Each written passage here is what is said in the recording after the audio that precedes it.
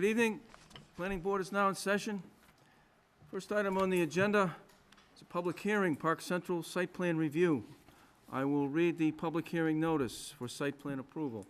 Per section 174-10 of the Southborough zoning code, the Planning Board of the Town of Southborough shall hold a public hearing on Monday, June 20th, 2016, at the Thomas J. McAuliffe Hearing Room, second floor, Townhouse, to consider the application of Capital Group Properties, LLC, William A. DePietri, manager, for site plan approval at 7 p.m.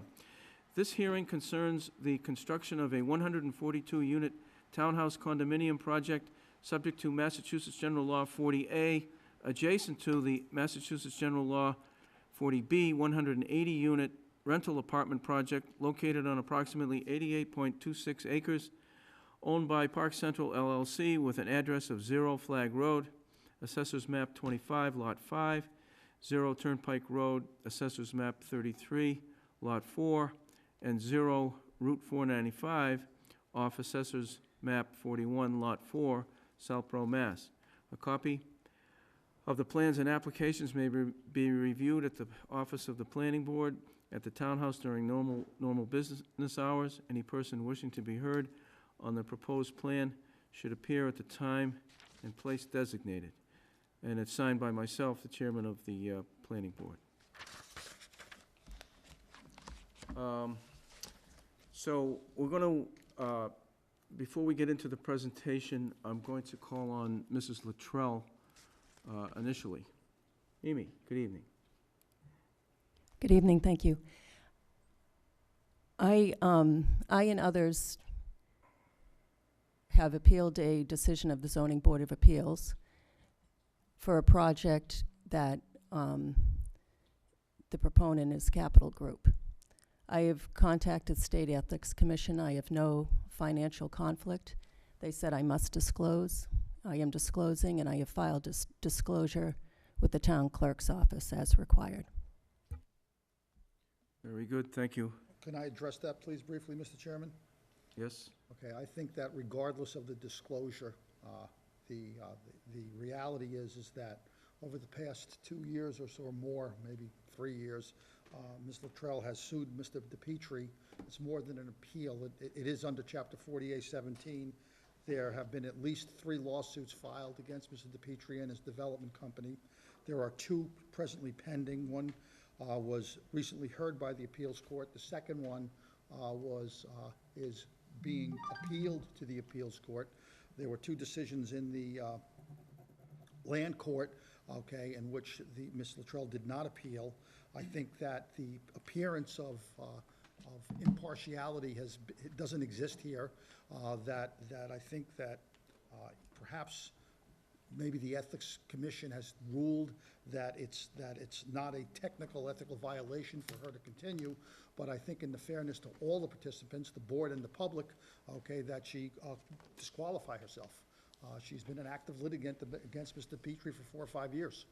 And I don't see how someone who is doing that can at the same time be fair and impartial in this proceeding, particularly given the history of this proceeding and the fact that, as we all know, it's been a headline situation for many years. So we would ask her to consider to step down. If she chooses not to, just note my objection to that and we'll deal with it appropriately. So noted. So you're not going to step down? No, I'm not. Again, I appealed the decision of the Zoning Board of Appeals. The proponent was irrelevant. So, moving into the first item on the agenda, the main part of this agenda item will be the presentation by the developer on the merits of the project and the plans. But I've asked the board and Mr. DePietri if, I think this is the very first official submittal to the planning board in the long history of this project. So what I've asked, and they've agreed, is to give the planning board and the public a kind of a chronology from the early days of this project up until this point in time. And then it will kind of all be starting at the same point. We also will try to explain the differences between what the planning board's authority is versus the Conservation Commission and the Zoning Board of Appeals. Those right now seem to be the three town entities that have jurisdiction, some form of jurisdiction on this project. So I'll turn it over to Mr. Jenks for a moment. Mr. Chairman, I just want to make sure I understand the public notice correctly, that this public hearing is on both the 40B project and the Townhouse 40A project. No, Well, I'm that's glad not I correct. asked. This proposal, this request or application for site plan approval was specifically for the 142-unit townhouse project. It has nothing to do with the 40B project, other than as it is interrelated with that project. Thank you, I misunderstood then. The sentence in the notice that addresses that says, "This hearing concerns the construction of a 142-unit townhouse condominium project subject to Mass General Law 40A, adjacent to the Mass General Law 40B, 180-unit rental apartment project located," and then it gives the addresses. So Thank you. it went into that level of detail to say what this hearing concerns, which is the 40A project. So I'll turn it over to Mr. DePietri or Mr. Catanzaro to try to give us a chronology from the beginning up until now. And we do have, this is one night, so we don't need all the detail. We'll be here for a couple more nights. No, Thank you. not a problem. I believe that as most people who are interested in this project and have followed the process over the last 2 years or more, realize that it started in 2014 as an application to the Zoning Board of Appeals under Chapter 40B for a comprehensive permit to construct, and I don't recall whether it was 180 or 200 for-sale condominiums, 25% of which would be affordable units. While we were appearing before the zoning board, and in order to get before the zoning board, we first needed to obtain site eligibility from Mass Housing, which was issued sometime, and again, I don't recall the exact dates, but sometime during the summer of 2014. While we were making our presentation of that 40B project, we were approached by the town to see if we would consider making serious and major modifications to the project, particularly as it pertained to access to the adjoining neighborhood, and the location of the 40B project, which we had proposed, was immediately adjacent to the adjoining neighborhood.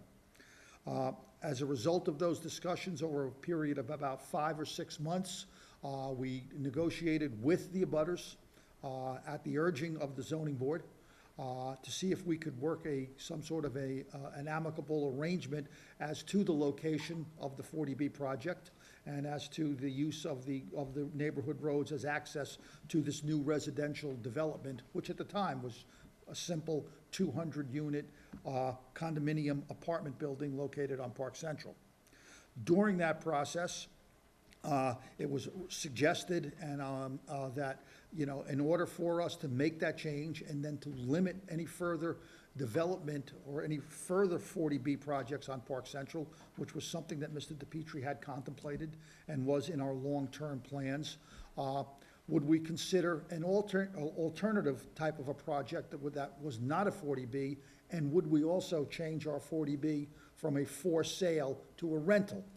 The reason that apparently was interesting to the town was that it would then solve the town's affordable housing inventory for what I am told is decades into the future, if this in fact was a rental project rather than a for sale project. So sometime in the early spring of 2015, we actually did enter an agreement with 6 or 7 of the direct abutters. They were represented by an attorney by the name of Daniel Hill, who also had communicated to me that he represented the neighborhood in general, but that only 6 or 7 of the abutters were going to actually sign the agreement because they were the direct abutters. And as a result of that agreement, okay, the abutters agreed to not oppose and support the necessary zoning relief that we would need to also construct a townhome component on Park Central instead of the second and third Chapter 40B apartment complexes. We then filed for a use variance, which is specifically allowed in the town of Southborough, for permission to the right to construct a 158-unit townhome project. That particular layout also moved the 40B project from where it was adjacent to the neighborhood to an area on the far north end of the project. It also designated a 20-acre plus or minus area to be conservation land. It also restricted any access into the adjoining neighborhood except for an emergency access requested by the fire department and the police department at the end of Blackthorn, which is still part of this project. That proposal was reduced to what we refer to as a concept plan. I believe it was dated April 8th or April 6th of 2015. That concept plan was incorporated into a variance decision, which the zoning board approved on May 27th of 2015. That zoning board variance opinion, okay, also required that we submit engineering plans, detailed engineering plans to the zoning board, okay, because the project, in our view and in the view of the zoning board, required an integrated infrastructure between the 40B project and the townhome project. So that's the way that we've been proceeding since. The variance decision also required that once we had our engineering plans pretty much complete, we would have to then proceed to the planning board for what was called residual site plan review, which essentially said that we would have to come before this board for the issues of sidewalks, lighting, landscaping, and parking. We also indicated to the zoning board, I don't know if it was mentioned in the decision, but I've said this many times, that we would also entertain any issues that this board may have on other components of the project, okay, without committing one way or the other whether or not we would accept your components, but your comments, but we would certainly listen to them. So after the variance was granted in May of 2015, we began the preparation through Waterman Design, our engineers who are with us tonight, to in fact engineer the project. At some point, and I don't recall the date, but it was probably 6 or 7 months ago, we arrived at what has been commonly called the 70 or 75% plan. Those plans were distributed to the zoning board and to the other boards in town, because under 40B, it was our understanding that the zoning board, and they requested us to do this, was going to solicit the comments of the planning board, the Conservation Commission, the DPW, and other departments in town regarding the 40B project. In December of 2015, we met with this planning board on at least 2 occasions regarding those plans, the 75% plans, and your comments to the zoning board. I believe this board in January of 2016 authored a letter regarding your comments and sent it to the zoning board, to which we responded. And essentially, that's where we are at in terms of the planning board. In about a month or so ago, when we finally received our final or 99% or 100% engineered plans, we filed for site plan review with this board. At the same time, and I know that Mr. Morris has asked me to comment on other permits. At the same time, the ZBA process has been ongoing but slow. because the ZBA wanted us, okay, to not only to come to the planning board, but because any 40B permit is going to be conditioned upon your residual site plan approval. It's also going to be conditioned upon an order of conditions under the Wetland Protection Act with Concom. I can't tell you the date that we filed our notice of intent with Concom, but I can tell you that we have been before them. We've had one meeting, but we've had some other working meetings. And the consultants for Concom are the same consultants that were engaged by the zoning board, Fuss and O'Neill, and are the same consultants that I understand are routinely engaged by this board for peer review. So Fuss and O'Neill, and I just noticed there was a letter from them tonight that I briefly read. Fuss and O'Neill has been overseeing this process all along, and we anticipate getting back to the Concom, sometime in early July. Okay. That order of conditions will only be under the Wetland Protection Act because we do not need because the local regulation has been waived by the ZBA under its 40B authority. The authority of the ZBA to take the action that it has taken, in our view, and I believe in the view of town council and of town consultants, was that the 40B obviously allows and grants the ZBA authority over any affordable housing project. The fact that there was a use variance, okay, that was also granted, and the Zoning Board of Appeals is the exclusive board or agency in this town that can grant such variances. In that decision, it delegated limited site plan approval to this board. I know that that's been an area of contention, but the Zoning Board of Appeals, okay, has the authority to grant variances from the zoning bylaw, and site plan approval is a zoning bylaw. And so that's why we are here on what we have been calling residual site plan approval. That variance decision was back in May. There were no appeals. It's the law of the case. And we are proceeding with it under that basis. We also are presently before MEPA. I don't know how far we have gotten with MEPA. We will need the MEPA certificate. There's probably going to be some involvement from the Army Corps of Engineers. There is, and we also obviously have to have our wastewater treatment facility, okay, approved by the DEP. All of those other or ancillary permits are in process, and each one of those would be a condition of the comprehensive permit once and if it is finally issued. So we're here tonight then to make a presentation over the 4 areas designated in the use variance that the zoning board has requested this board look at and issue site plan approval, and that's what our intentions were tonight, was to make a presentation on those 4 areas, and then, of course, address any questions that the board may have on any aspect of the plan. Do you think anybody could have done that better? Couldn't have done it better myself. I've only done it about 30 times. That's why I thought about I was gonna do it, but then I said, no. That's a very good update. Thank you.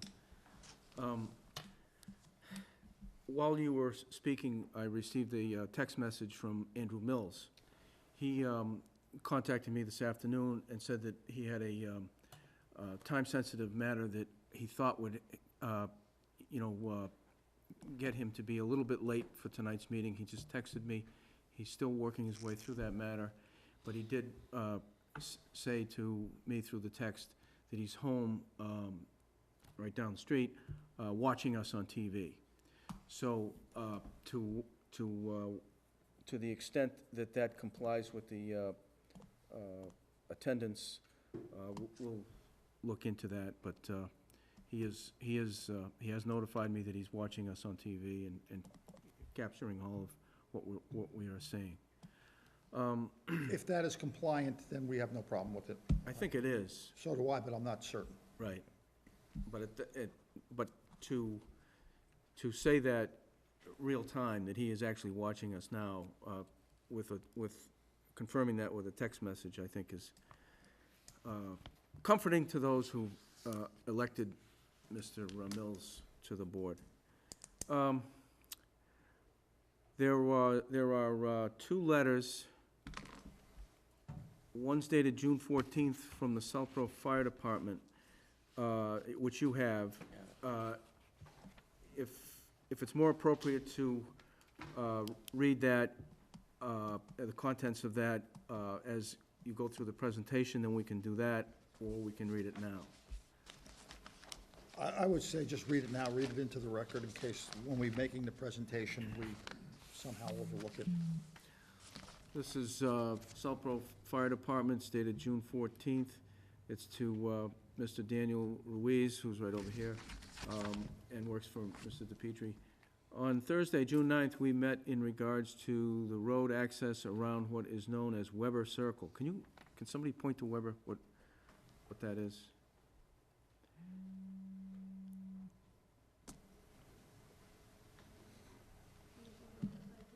Sure, sorry about that. What is known as Weber Circle in the Park Central development. The meeting was also attended by Mr. William DePietri and Fire Prevention Officer Neil Espasi.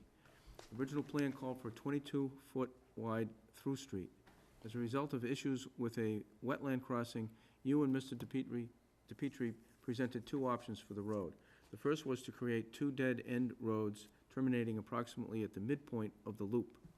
The second, reducing the width of the road to 18 feet and making it a one-way.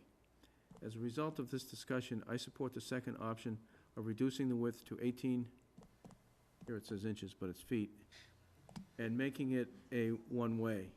I do not support creating two dead ends, as it further complicates access issues from a public safety response and would create two very long dead-end roads. Because this will be a one-way through street, no parking will be allowed on the roadway, will be posted, no parking, fire lane. And then if you need further assistance, very truly yours, Joseph C. Morrow, Fire Chief. And then the second letter that we received today, that you just got, I just handed it to you, is from Fuss & O'Neill, the town's consulting engineer. And this is to to Hillary, our administrative person in the planning department. Fuss & O'Neill has been involved with the review process for the Park Central 40B project for several town boards, including the Zoning Board of Appeals, Planning Board, and the Conservation Commission. Recently, we prepared a stormwater review letter dated May 12, 2016, detailing Fuss & O'Neill comments on the proposed stormwater system design and the project's conformance to state and local stormwater regulations. Following this letter, a workshop meeting between the applicant, Fuss & O'Neill, and Lucas Environmental was held on May 24th to discuss the comments and agree on a timeline for the applicant's response to the comments. At the meeting, the applicant had planned to work to address Fuss & O'Neill comments and Lucas Environmental comments, and in doing so, to provide an updated set of plans and design calculations for our continued review of the project in approximately 1 month. Based on this schedule, we anticipate receiving updated plans and calculations in the next week from the applicant. Due to the potential for substantive changes to the plans and drainage system, Fuss & O'Neill has been holding off on reviewing the project any further until updated documents are submitted. We understand the timeline for the planning board and will review the documents and prepare a summary letter as soon as revised plans are received. Please feel free to contact us if you would like to discuss the project in the interim, or if you would like Fuss & O'Neill to proceed with the plan review prior to receiving updated documents from the applicant. So that's one thing that the board will consider tonight as to how we want to either go along with Fuss & O'Neill's recommendation of when and how to review, or do something else. But I think we'll wait until after we see what's being presented tonight.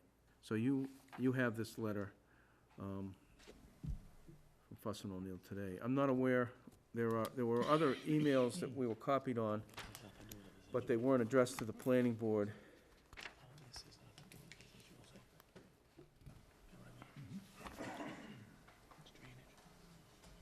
There was an alternative analysis that was prepared by Goddard Consulting. And that is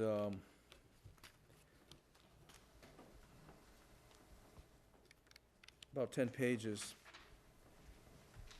And the summary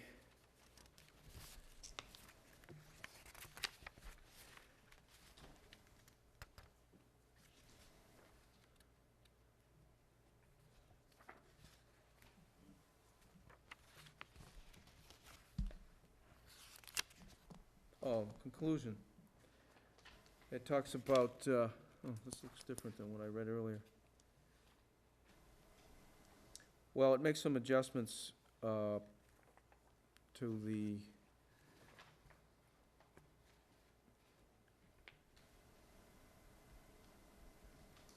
I'll let you go. You have this, right? Goddard's? Yeah, Yeah, yes. maybe you I could- don't have it in front of me, I didn't, This, I don't know why it oh, here pertains to it is. this. Overall considerations, that's what I was reading earlier. It talked about, the current project scope has been designed to minimize direct impacts to wetlands, both state and local jurisdictional areas, and buffer zones by siting the proposed development within the limits of the previously altered area of the site and incorporating the following efforts: reducing the proposed project density by approximately 5%, siting crossings at the narrowest points, utilizing curvilinear driveway alignment to better work with wetland boundaries, reducing pavement widths, limiting the amount of driveway pavement by utilizing garage space, establishing driveway grade to limit cut and fill conditions, narrowing extent of earthwork associated with transportation corridors, maintaining 21 acres of permanent and protected open space, 20% of the site, where little alteration has occurred. There's more to it, but those, they call that overall considerations.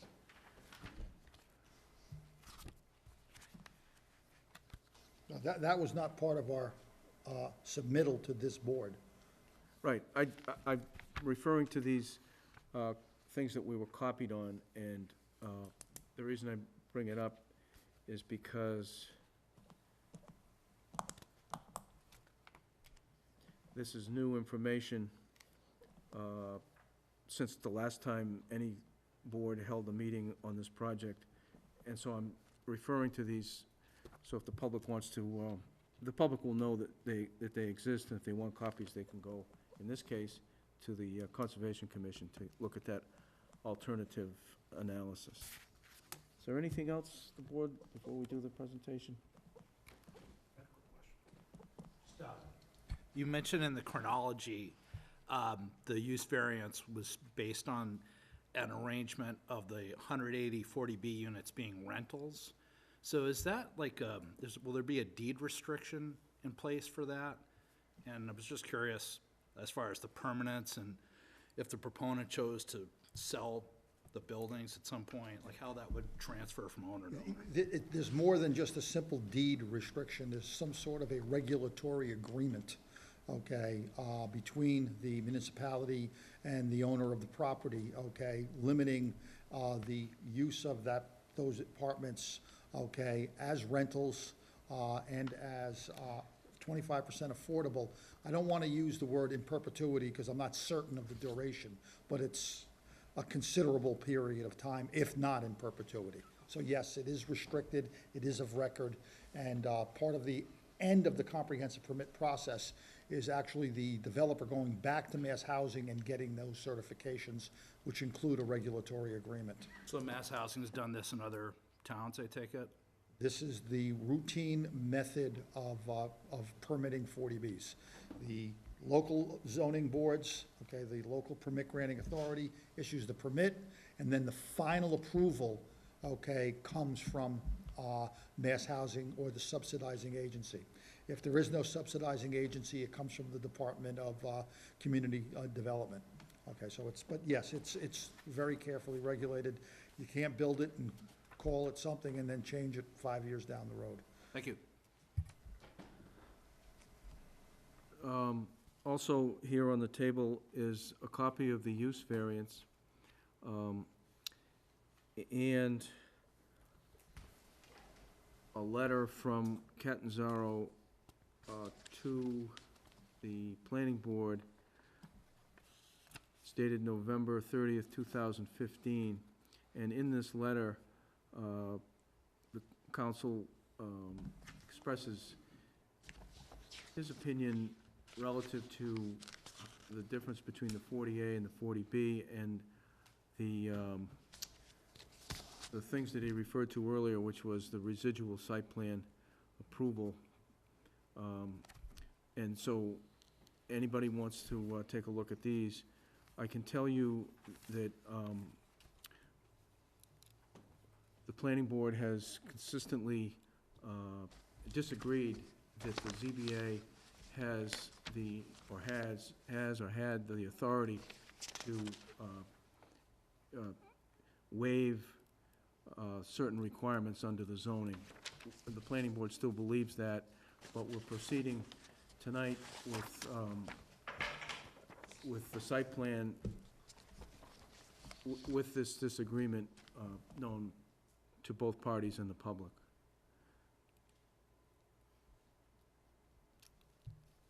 Mr. Jenks.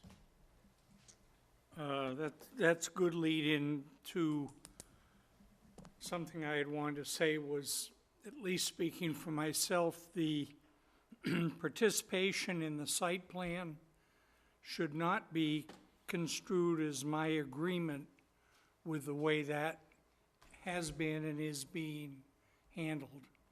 We'll go ahead with it, but I'm not conceding to that. I think there's still some hope out there to get the regulations right. The other thing I wanted to ask was, Counselor, you said that Attorney Hill had 6 abutters signing because they were the direct abutters. How many direct abutters are there? I don't recall. And I don't know if the number 6 is accurate either. There's more than 6 direct abutters. I just don't recall, Mr. Jenks, how many people signed the agreement. Was it 6 or 7? 6 signed it, Okay, well, there's 6. Well, then but how many are there? 5, 6, 7, 8, 9, 10, 11, 12. 12. Thank you. And just for clarification, the 6 that did sign it were the 6 that were were closest to where the proposed original apartment building was going to be located, A, and B, it was an area where there was the potential for off-site grading onto abutter properties. Okay, so but there was also, and I don't know if it's in the record of the ZBA proceedings or not, but I certainly have a copy somewhere. Mr. Hill represented to us that he represented some 25 or so neighbors in that particular community. Thank you. So, Excuse me, can I get a clarification? you have to get onto a microphone.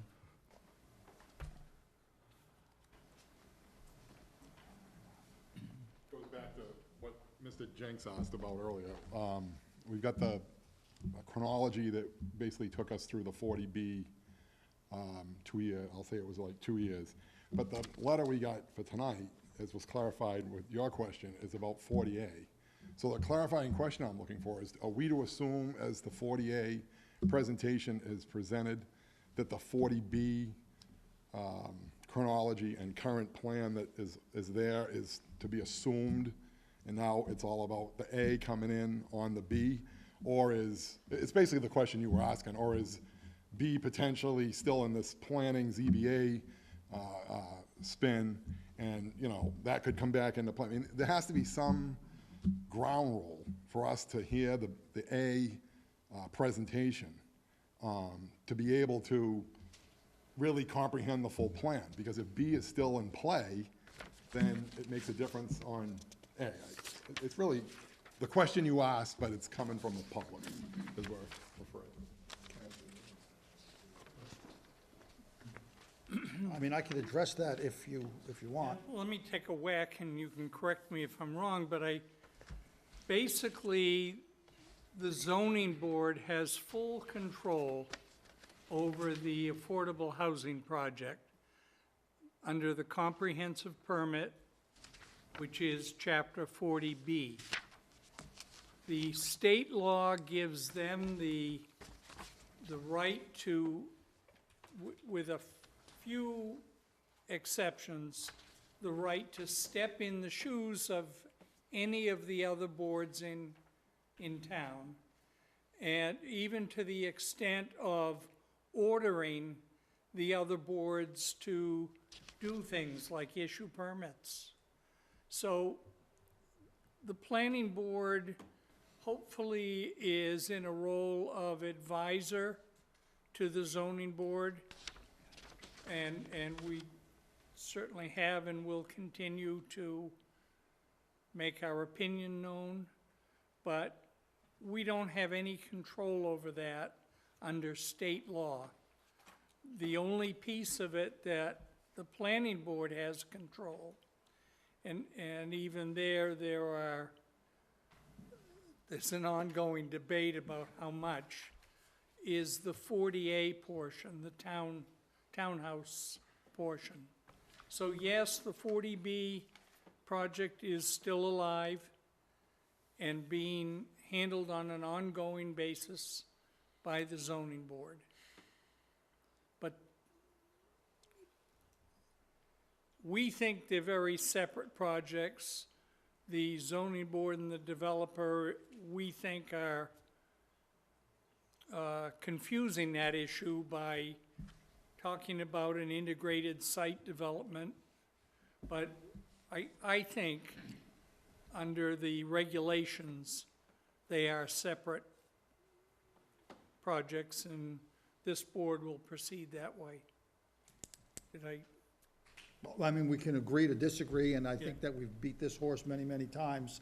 I think the question that was asked, however, makes a good point, is that the 40B is ongoing, because the 40B is dependent upon, on fully engineered site plans being approved by the zoning board as to all elements of the integrated project. That has not occurred, okay, for a number of reasons, including the fact that Fuss and O'Neill hasn't had full opportunity to review, okay, and comment on the full set of engineering plans. This board has not had the time to issue its residual site plan approval, and so those things are part of the 40B, and that's why the 40B will remain open until everything else is complete. At some point, something has to go first, okay? And right now, that's the planning board. But we also understand that changes required by conservation will impact or may impact that what your authority is, residual or otherwise, and we likely will be back here if other changes are made. So, I mean, it's all going at the same time, but the 40B is very much still open, and we're still working on it. Yes. Very quickly, and I apologize if I'm following up the meeting, but thank you, I understood what you said, and I think I understand what you said. I just want to clarify it, though. Are you saying that the projects you talked about need 40A and 40B? For instance, if you're doing a wastewater project, that project is based on having both the 40A and the 40B out there? Correct. Okay, I just wanted to make sure I thought I heard. Correct. In fact, the wastewater treatment plant is designed for the entire project. Right, the integrated project, correct.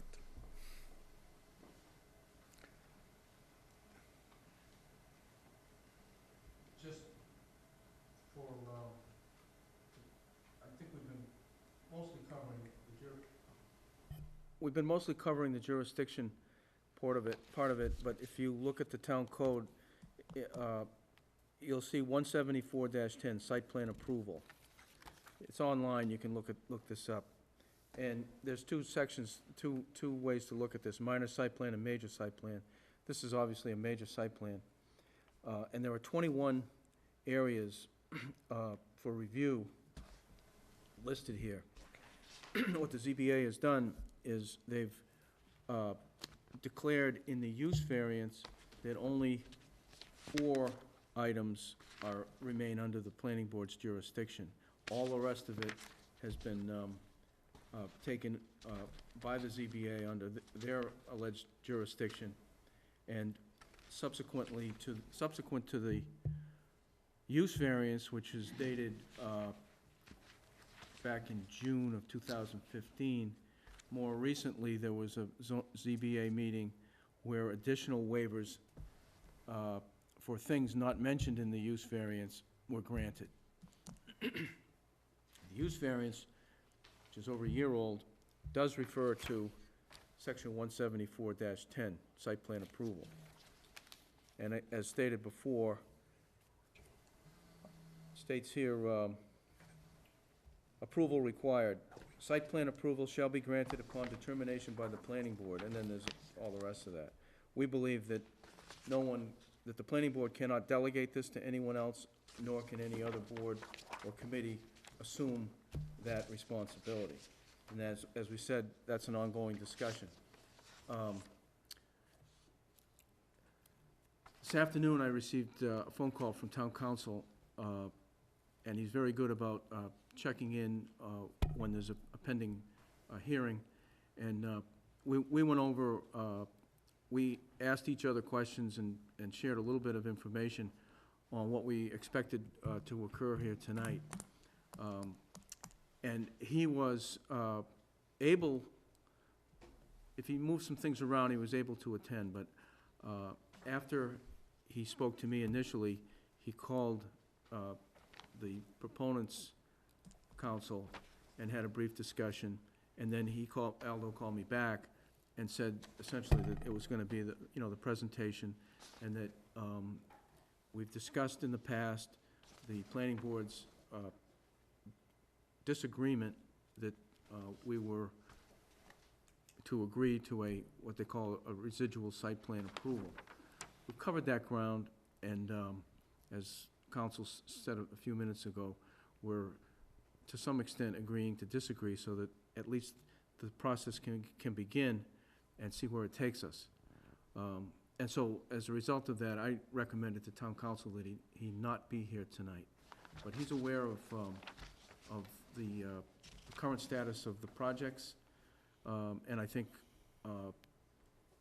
what's been stated here tonight by Mr. Jenks and council is consistent with what town council believes is the case. So I think that's about as far as we can go with that, and I guess we're ready then to have the presentation. Okay, I believe that the debate over jurisdiction and authority has been ongoing in many, many forums. We've all been there, okay? And perhaps, once it's all vetted out, maybe you'll like the plan. And maybe this will all be for naught, and you will approve it, and everyone else will be in concert. But we can't find that out unless we go through this process. And so I'd like to turn it over to our engineers to make the presentation of the site plan pursuant to our application. Wayne? Mr. Chairman, Wayne. But here's the keyboard. You want to take one of these? Those guys can share one. Whichever way you want to do it.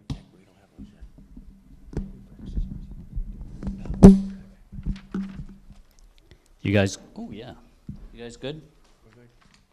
So Bill, maybe. Share. Yeah, share that one. Good evening. Good evening, Mr. Chairman. Wayne Bellick, Waterman Design. You'll hear tonight, actually, what you had asked for earlier was to know what the differences were with this plan and the plan previously submitted, which I think was in November of this past year. Basically, what has changed is Faniff Drive, which is this driveway in here, originally was a dead end to here, and likewise to here. That has since been connected. The configuration, the other thing that we had done is Park Central, as it comes up from Route 9, we've put a median through this area in here, vegetated it, and then reconfigured this area as a result of the MassDOT comments. Wayne, excuse me, can you just orient for Sure. anybody who isn't show 495? Sure. line? 490, yep, thank you. 495 is right here. Route 9 is down here, the on-ramp to 495 right here. Flag Road over in this area, and the residential properties to the east. Thanks, Phil. So again, with respect to this configuration, that was another change. Basically what MassDOT had wanted to do was, rather than have the traffic come in and out of the site with two options out to Flag Road and to Route 9, it was their directive through the MEPA process and through discussions with them to direct the traffic to and from Flag Road through John Boland Drive down to Flag Road and out to Route 9. That was one of the other changes. Again, this Weber Circle, one of the other changes was off of Weber Circle. We put a spine driveway or the spur driveway for these units out in this area here. I believe that, and then there was the unit density, I believe had slightly changed. There might have been a slight reduction in unit density, though I can't recall. So that's basically it. With that, I've been tasked to discuss, Mr. Chairman, the parking and the sidewalks, and Larry Green, the landscape architect on the project, was going to discuss illumination and plantings, landscaping. So if you'd like, I can continue with that and then have Mr. Green segue right into his part of the show. It's your presentation. Thank you.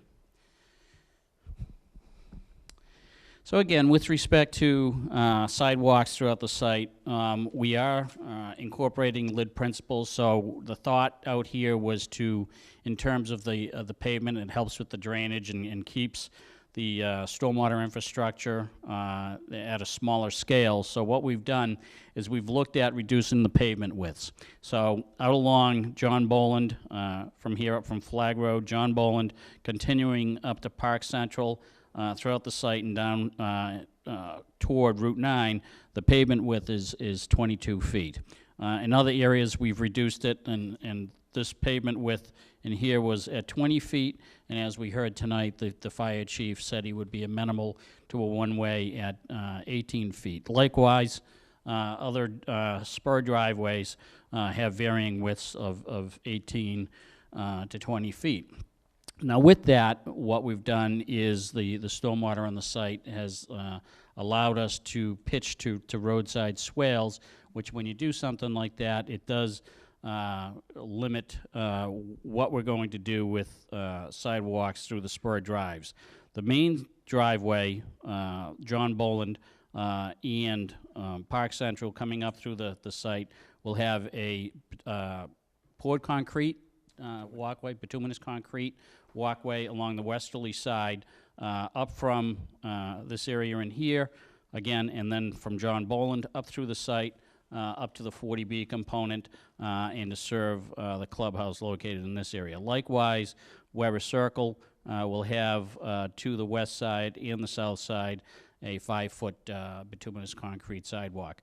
At all points where the sidewalks intersect site access drives and the spur drives, we are providing accessible ramps. And then over in the clubhouse area again, that walkway up around the clubhouse is going to be poured concrete and again have accessibility to that area as well. The other thing that I was asked to discuss was parking. Now with this design, each of these units, if I could, Mr. Chairman, under the zoning bylaw, it is required that for residential there be 2 spaces per unit for 1 and 2 bedroom units, which in this particular case would account for 95 of the units, so 2 spaces per unit. The required number of spaces is 190 units. However, because we have two bay garages and 2 spaces outside the garages, that accounts for 4 spaces per unit. So we double the requirement, which is ideal because it does provide for visitor parking right at the unit itself. Secondly, the 3 space, there's another requirement for 3 spaces per unit for 3 or more bedroom units. So with that, we have 47 units that are 3 bedrooms, so that would equate to 141 units. In this particular case, because of the multiple bays in the garage and the 2 bays outside, we can provide for 188 spaces. So under your local zoning requirement, required number of spaces would be 331, and we're providing 568. In addition to that, we're providing for additional visitor parking, and we're doing that to the total of 32 spaces throughout the site. And of those 32 spaces, we're making 17 of those green spaces. So what that means is those parking spaces are going to be provided with a curb stop as required in the zoning bylaw, curb stop at the head end of the parking space with concrete pavers, which are chamfered on the corner to allow for permeability.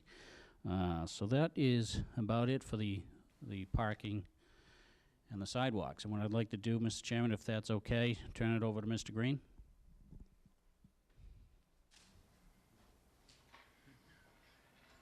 Stay to this side.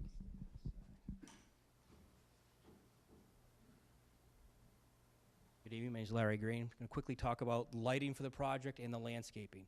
So per the lighting, per your zoning bylaw, basically there's 4 kind of standards within your zoning bylaw that you're supposed to create a lighting plan for. One is, safety, no glare, providing privacy, and using energy efficient bulbs. So we use those design standards in creating this lighting design. I'm going to walk over if the camera follows. Basically you'll see in this plan here, everything in blue means there's no illumination. So firstly, talking safety, as Mr. Belloc talked about, we're mainly illuminating for safety, the main spine coming in and Weber Circle. These are our main forms of transportation coming in, and also those are the 2 areas where they discussed having sidewalks. So we're providing safety for pedestrians walking. We're also providing, at these light pole locations, to eliminate glare, we're only lighting the points on the main spine and in the driveways going into these driveways, if you can see it in red. So we're minimizing glare, only illuminating the areas where we see is where you need to come in, see that driveway and pull in. And then they're also periodically on Weber Circle. We've also incorporated, just so for fluidity, the lighting interval between these fixtures is about 175 feet, just to give you a distance. In talking privacy, as you can see, all along this area that abuts the residency, we're not providing any illumination so these guys can maintain their privacy. Lastly, we talked about energy efficiency, that the fixtures we've talked about, we proposed in these is an LED bulb, 39 watt, real low lightage, 12-foot mounting height, very residential in scale, black pole, black fixture, so blends in the landscape, aesthetically pleasing, but still efficient. That's a quick talk on the lighting. I'm going to walk over here. My next topic is, well, my favorite, is landscape. So to simplify the landscape design is, the landscape design here is designed basically as tiered screening, meaning I'm going to work east to west, and then I'll work in out and back in. Is tiered landscaping, meaning starting here, here's our main area where we abut the residences. So as part of this, we're proposing a very dense evergreen screen. Per the use variance, it recommended white spruce, blue spruce, Norway maples, and white pines. So we've incorporated that plant material in this screen. That use variance talked about having plantings 15 feet on center, which we are adhering to, 8 to 10 foot high tree, add installation, which is a large tree. So talking first screening that perimeter, boom, right here. Then stepping interior, your next tier of screening is street trees. We're proposing street trees at approximately 40-foot intervals, kind of creating that neighborhood, bringing down density, creating more screening, creating aesthetics, creating the neighborhood. I don't know if it's tough to see, but you can see the trees, 40-foot intervals through all, I'm going to call them driveways, the main spine, and these arterial roads. Your next tier of screening is coming inside when we're kind of creating your neighborhoods, meaning you're screening your backyard, you're creating pocket parks, you're trying to create a little neighborhood. There we're using your broadleaf evergreens, your larger deciduous ornamental shrubs that bloom later in the season. Then you come in one more tier inside, is you have your screenings of your foundation plantings, you know, your deciduous shrubs, your ornamental grasses, your perennials, stuff like that. So that's your screening of your foundations. So to summarize, going backwards, so we're screening our foundations, you know, our kind of radar residence. You step back one, you're screening your neighborhoods, your backyard, your fences, your screening. Excuse me. You step back out one more, you're screening your street trees, which are also going to be accented in select locations, incorporating these evergreen screens. And then your last tier, you're screening your perimeter. And that's a quick summary.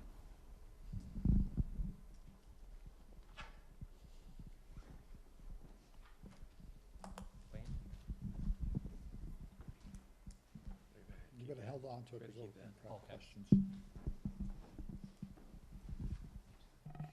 That concludes the presentation.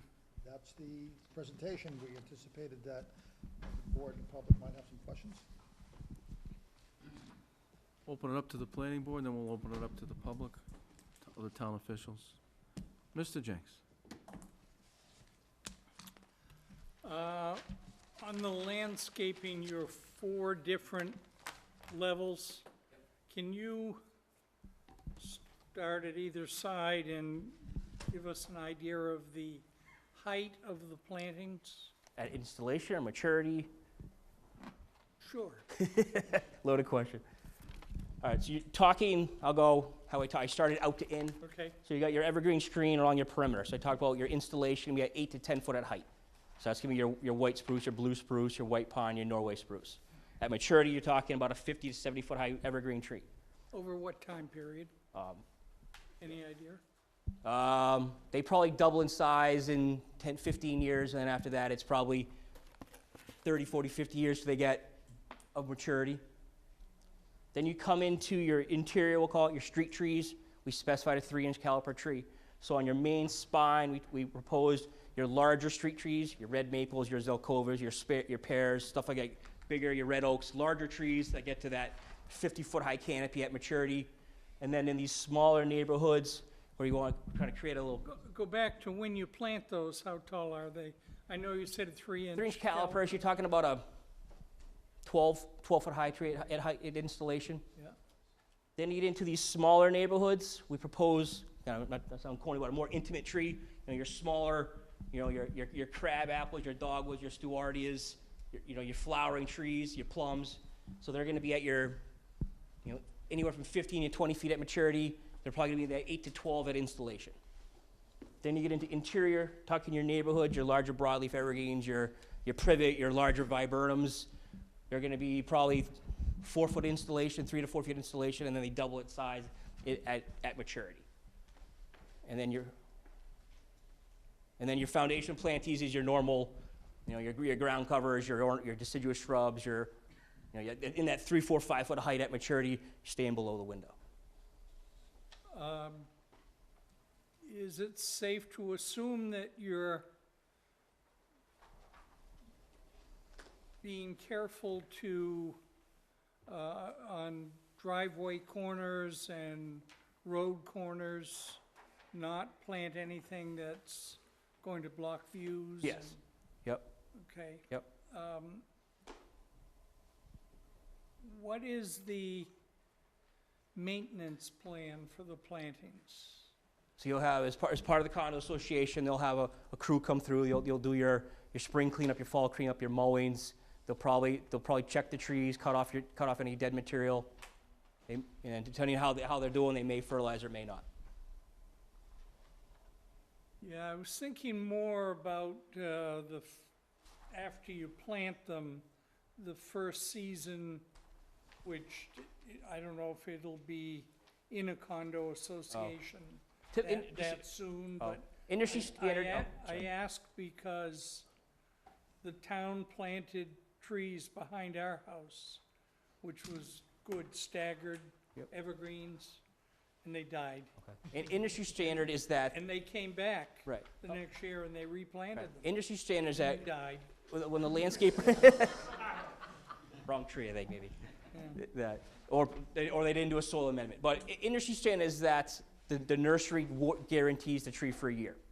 So from the date of substantial completion. So let's say that's, we're gonna maintain it, we're gonna replace the dead trees. And it's also per the use variance, just as everyone hopefully take a deep breath, is that once all the plant material are installed, buildings are coming up, as part of the use variances, the abutters can meet with the landscape architect and they can supplement that planting if they think that's not sufficient. So we're adding another layer of planting that's not on this plan to help with the abutters. Have you reviewed the detail of the easterlymost barrier with the neighbors? We've had, So they know what you're talking about planting there? I guess honestly, yes and no. We've met informally with them months ago, and we've talked about plant material, and we've talked about spacing. I haven't met with them in the last months to say this is what you're going to have in front of your house, but we have in the past. It would be a good idea to stay current on that discussion, I think. And along 495, what's the planting there? Basically, you're going to have that's you're maintaining a lot of your vegetated buffer along that, where we don't have a lot of plantings along that side. You have, these light greens, those are large wetland systems. So those are also buffers. Topographically, everything's sloping down, so you have the aid of the topography acting as your screen. We kind of cut our limit of work this way, so we have we're maintaining as much of that vegetated buffer as possible. And then there are in that area, as I talked about, I'll call it the neighborhood plantings, and your street tree plantings are in that area.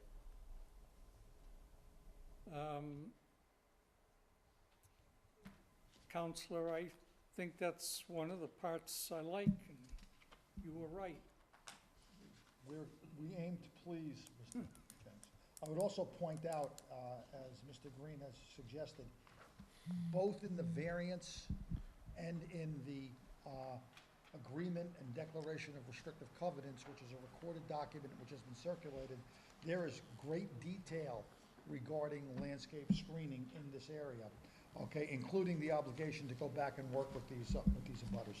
So obviously, we're not only bound by what your insight and comments might be, but we're contractually bound to these folks to plant what they ultimately want, and that's what our landscape architect is endeavoring to do.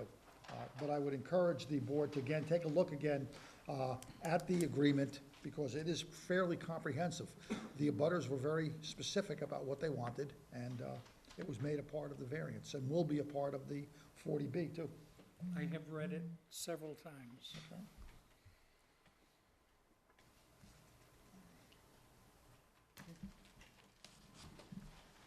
Mr. Stein? Mr. Green. So on the eastern border, there is screening with 8 to 10 foot spruces. Yep. Now, how far apart, just for everybody's edification? 15 feet on center. The ZBA, the use decision stated a 15-foot on center installation dimension.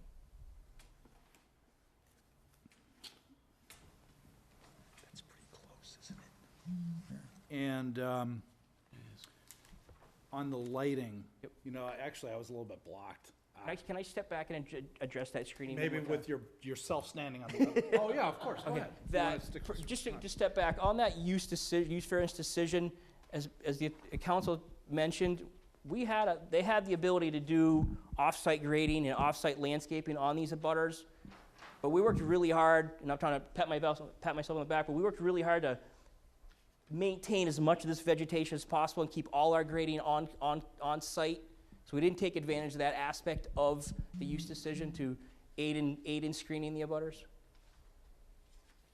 Okay, thanks. All right, So lighting. I noticed there's sort of a gap in screening, if you just, There's a large wetland system here. thank you. Yep. And there's also in the use decision that they talked about having evergreens on the Blackthorn extension to minimize views looking through Blackthorn. So on that, they recommended blue spruce plantings, which we've adhered to, clusters of blue spruce, and we've accented with some Zilkova and Stewartia. Now, you've done screening on other projects, I assume. Is 15 feet in between plantings normal and typical for Yeah, that yeah, type of 10 to screening? 15, right? There's the catch-22 of, landscape architects like to overplant. So in 4 years, they hate, your landscaper hates you because you get an instant screen, but in maturity, I'm trying to gear toward maturity, so in a couple years, they're touching in it, and then the screen works better. Because if you plant too close too early, you get dieback, and it's not a healthy screen. So yes, the short answer is yes, sorry. So Larry, just. You need a microphone. Yeah, I'm sorry, just to answer Mr. Stein's question, I think one of the things you're looking for is the spread on the tree. How wide are these at the base? What are they, how wide do they get, Larry? At planting, where are they? And then how wide do they get at maturity? So at a 10-foot, at a 10-foot wide, a 10-foot evergreen, your base is probably 10, 12 feet. So you're talking about a 3, 4, 5-foot gap in between that at planting for that 15 feet on center. Would you say that again, please? So you're The ta- 10-foot At evergreen the is how base, wide? at the base of these evergreens are usually around 8 to 10 foot drip to drip. And 10 feet high? Yes. They're boxes.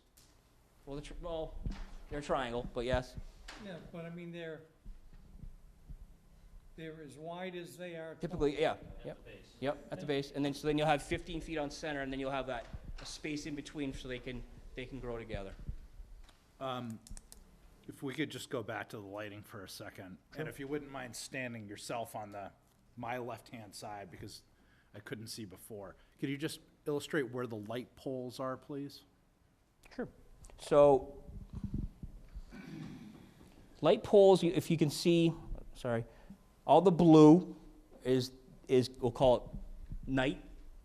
These are your main roadways coming through, and then everywhere you see this yellowish red, that's where the light poles are being proposed. So along the main spine, along Weber Circle, as we talked about, to illuminate that main corridor and the sidewalks, to illuminate our main entrance into these, I'll call them neighborhoods, and then in between that, at intervals about 175 feet. So I notice, and I don't, pardon me, because I don't know all the names of these roadways here, but there are no light poles on several of those curves. Thank you. Correct. 3 of those curves. Correct. Thank you. Yep. Well, I was just curious as to why you wouldn't have illumination. That is, well, we have illumination at the entrances, but then to kind of create that residential scale, to not create any potential light pollution of the abutters, we're only illuminating the entrances. And the fixtures, Yep. could you just describe the projection and So how the that- fixture is going to be, as I said, it's a black pole, it's a black fixture. They call them full cutoff night fixtures. Like basically, all your light goes down. There's a shield inside I'll call it the helmet, and then inside that you'll have an LED 39-watt bulb. Okay, thanks. I had a few questions for Mr. Bellick, if that's okay. Might have to use the laser pointer. Give it a Great. shot. So, Mr. Bellick, how many units are there total in the 40A? 142. And what's, as far as like a breakdown for composition, Yep. how many of those are, say, 3-bedroom units relative to 2-bedroom units? Okay, for the 3-bedroom units, there are 47 3-bedroom units. The 2-bedroom units, those 95, Bill, or do we have I know that we have 1 and 2 bedrooms. There's no 1-bedrooms. Just don't- No 1-bedrooms?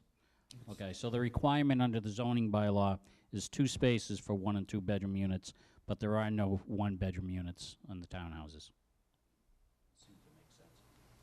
So if my math is correct, it's 95 2-bedroom units. That's correct. So the total number of parking spaces in this 40A project is, For the units themselves, is 568 plus 32, 568? 8 spaces. And And the of co- those, I'm sorry. Oh, I'm sorry. And of those 568 spaces, half of those, or 284 of those are garage spaces.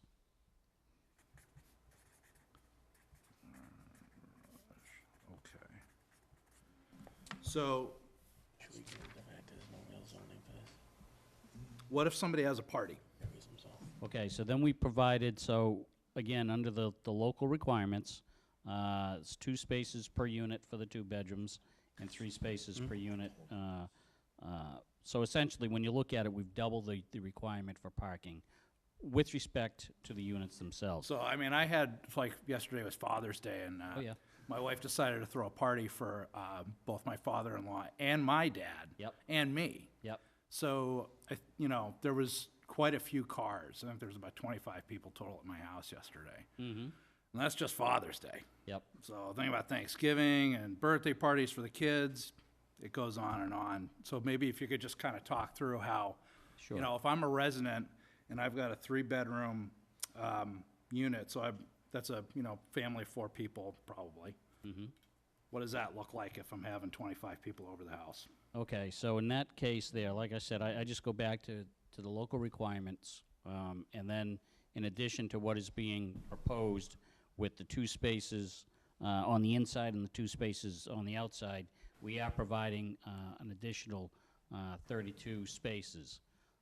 So throughout could the you, site. it would be very helpful if, Sure. because what I'm trying to do is like get a concept, like, you know, maybe point to one of the units. Sure. And tell me like where my guests are parking that day. Sure, let me look for. And if we could just kind of step a little bit to, thank you. Sure. So, in this, let's say this was your unit here. So And you that's have, probably a 3-bedroom, right? I'm going to assume it's a 3-bedroom. I mean, for Sake of argument. Yeah. So you have a 3-bedroom unit here. You have your 2 spaces in the garage that are occupied by you and your wife. Then you have 2 additional spaces on the outside, and then you have across the way here 2 additional spaces. So at that point, you have 4 additional cars. So what if more people come than that? Where are they gonna park? Because that's, you know, that's a few people, that's a few guests, but Yep. some people might want to have more people over. Yep. And I do appreciate the question, but again, the way we've designed it is twice the required amount. We're looking at, when we design these sites. Well, no, but listen, Yep. earlier, I think you had mentioned that there was some additional Yep. visitor parking. So I'm just trying to also get a sense of where that is on this Okay, plan. so the visitor parking is not required under your zoning bylaw, but we have thrown it in there throughout the site. I have got, You've got the clubhouse too. oh, thank you. Thanks. Thanks, Larry. So for visitor parking, we've got spaces right here. We've got spaces here, here, here, here.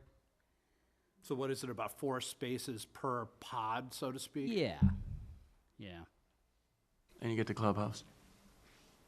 I'm sorry. Parking at the clubhouse. And parking at the clubhouse. How many spaces are there at the clubhouse? 5, 6 spaces. 6 spaces. So, how many little visitor, like, mini lots? I'm trying to use some, you know, Yep. make up my own words as we go here. but Yep. 1, You can park on 2, 3, on the grass and park on the pavement, yeah. Okay. 4, 5, 6.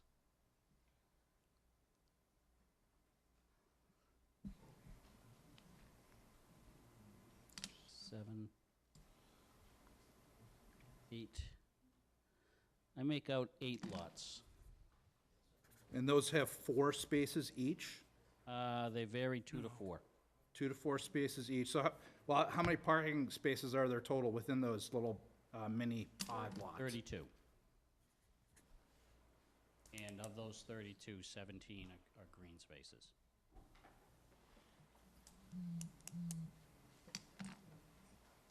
Mr. Stein, I would just like to point out that there is no specific requirement for number of spaces in residential under our zoning. code. So our engineers are using the 2 spaces per residential unit as a guide. Okay, No, yeah, no, I understand. I mean, it's a site plan review. It's normal and typical for us to ask these types of questions. no, I think they're good questions. That's what we're about here at the planning board, is taking a look at these things and, making sure that it's safe and fully functional. So that's the intent of my questions. I appreciate the questioning.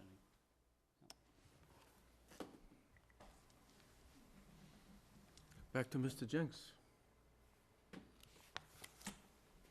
Is there typically on-street parking? In this development, no. So when the fire chief that proposed one-way on Weber Circle and said make it 18 feet wide and eliminate the on-street parking, there was nothing to eliminate.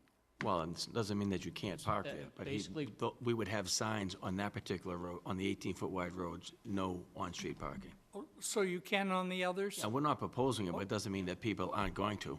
Yeah, well, Under the. And the other thing you have to realize is these people know that they're living in a condominium, they know that there's a limited amount of parking, so they're gonna come over to your house for the party instead of having one at their house. I mean, they realize that there's not a lot of parking over there, hopefully. you have taken as the size of a standard driveway, 9 feet by 18. Where did that come from?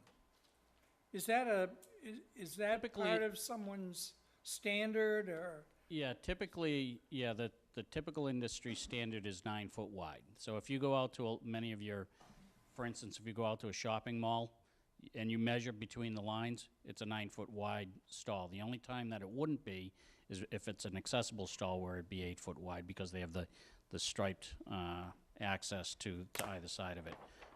So typically, it's a 9 foot wide stall, 18 foot long, and in some towns, they require 20 to 21 feet. So our code, I believe, says 9.5 feet wide. That's correct. Should we be looking at changing that code? 9.5 feet is not common. It is, quite honestly, a peculiar number at 9.5 feet. I think that's on the commercial side of the zoning bylaw. And then they have compact spaces as well. You can have a certain percentage of those can be compact, which I think are 8. That's where you 8 park by the 18, 8 by SUVs. 16. Right. On the lighting again, if I can come back to that, how tall are the standards, the posts? 12 feet? We're proposing a 12-foot high fixture, Okay. very residential. And what was your starting point in figuring your lighting scheme? Did you start with a certain number of lumens on the ground? Did you start with a number of fixtures? What'd you start with? I first started with, I guess I backed into it. I first started with, I guess, what's the best way with the least amount of light to illuminate the main spine? So that gave me a handful of fixtures. And then from that, I supplemented that for safety. And these are fixtures that shine straight down, Yep, full cutoff. and yet you're concerned about them on the side roads there, I'm- so that you're not I'm- shining light on the neighbors? I'm not concerned, I'm not raising, I don't want to, I more want to illuminate the main spine. And then from that, the people can, because basically once you live there, you're gonna know where you gotta go. It's more when the visitor comes that come down the main spine, oh, there's Weber Circle, make that turn and then find the unit. Have you reviewed the lighting plan with the fire and police chief? I specifically know, they've seen the plan set. They have? Yep. Yep. So you started with a certain number of fixtures to get your main coverage? I guess I started with, looking at it, if I was gonna drive down this road, if I'm coming over your house, I just got invited to his house, I gotta illuminate this main driveway. And I'm a less is more kind of lighting guy. And then from that, I backed into, I need more light, I need a little bit more light, and that's how I came to lighting the spine. And then from that, it was working with the design and figure out where we're gonna have walkways where people can walk their dog, where they're gonna have small little pocket parks, where we're gonna have, the dog waste bags in these loops to add illumination to that. Do you use something like AutoCAD to do that? If you got a program that feeds in? We work with lighting consultants. So we go back and forth on, we go back and forth, what type of fixture would you like, what type of wattage bulb, is it, high pressure sodium metal halide LEDs, and we go back and forth and then pick a mounting height, and then we go back and forth on a design. So it's a lighting consultant that came up with that? Back and forth, it's a marriage. Sometimes stormy. Or illuminated. Thank you. Mr. Jenks, one of the other things we're looking to do here as well is just looking to stay in harmony with what was agreed to with the abutting properties, was again to minimize any illumination to those areas, to kind of play it down. And we're looking to do that again with the landscaping and the lighting in the smaller scale units than we would have had with the large scale 40Bs in that area.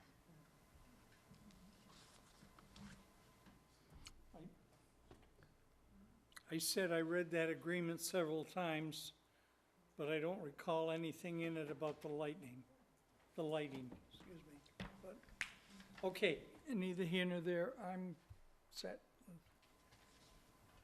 Mrs. Luttrell. I have a process question. The variance, which has limited this site plan review, doesn't take effect until the 40B is approved and the appeal process is complete. So the variance is not currently in effect. So do we condition a site plan approval on the approval of the 40B? It's my understanding that the planning board is respectfully disagreeing with what they're calling a residual site plan review. Planning board, at least in the 35 years that I've been on the board, has never done a residual site plan review, nor have I ever heard of one, nor can I find any definition of one. So I believe that the planning board, in doing its responsibility, will review these plans under the full site plan review and comment accordingly. The developer can agree to that, to whatever points that they feel is appropriate. And this is where, it gets into the authority piece of it. But I believe, unless the board states otherwise, that we're going to look at these plans as a full site plan review and make appropriate comments, well beyond sidewalks, landscaping, parking, and lighting. So if you have questions or concerns in other areas, I believe that in the spirit of the discussions and disagreements that we've had over the last year and a half, that the developer will try to listen to our concerns beyond those 4 areas. And if they feel that they can address them, they will. I think those comments have been made at previous meetings. As far as the overall jurisdiction, until somebody shows the planning board that the ZBA acted under their full authority to do what they did, then the planning board has no choice but to assume that we have the full authority under the site plan review. Did I answer the question? I don't think that you even addressed the question. I think her question was should any site plan approval, whether you want to call it full, residual, partial, whatever, is it, should you condition on a 40B being, a permit being issued? I thought that's what you were saying. And I think the answer to that is yes, okay? The variance, okay, really, we can't go in there and build this project, the townhomes, without building the 40B, okay? That's part of the whole integrated concept here. So the answer is, yeah, you can make your site plan approval, be that what it is, subject to an ultimate 40B comprehensive permit. I think it has to be. Yeah, it makes sense. That's the language that's in the use variance. Right, it has to be. Yeah. Yep. But as you said earlier, something's got to go first.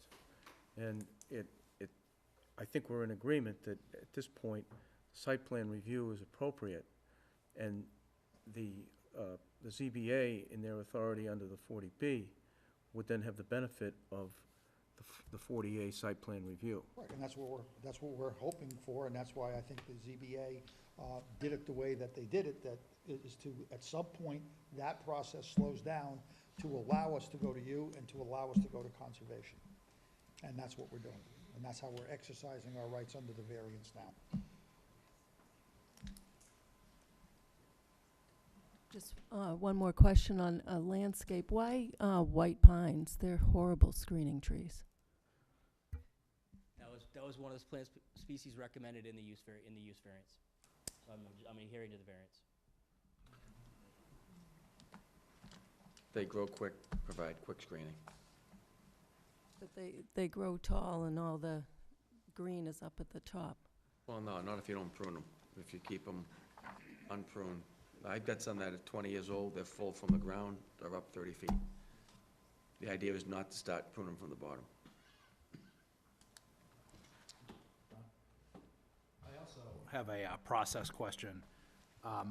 So, in your experience, Don, have you done a site plan review on a residential condominium association of this size? Certainly not this size, no. So, yeah, what I was curious about is, it's particularly pertaining to the maintenance of the screening. I would think that would be, something that would be written into the master deed and declaration of trust. Correct. And that would be something that this board would also want to review to make sure that the language was truly protecting the abutters, You had questioned earlier whether or not the condo association would even be in place at the time of these plantings, and the answer is it will be. Okay, and the further, yeah. and- Well, Are we gonna review the condo docs before they get recorded? well, as far as certain things, we don't have an issue with that. Yes. I mean, yeah, that could be a condition of your site plan approval.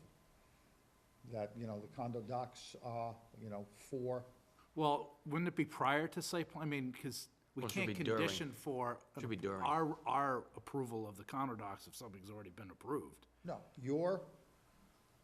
before we record them, you would get to review them. But yours, So the recordation would be subject to our approval. yes, Okay, thanks. and, yeah.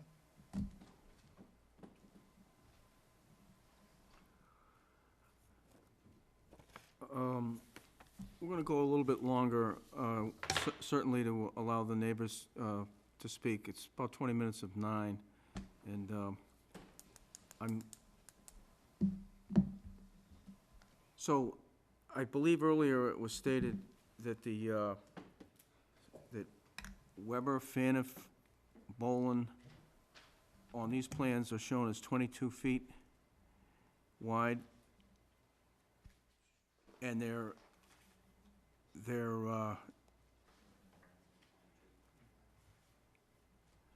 Weber, Boland, and Blackburn. Faniff. Faniff is 20.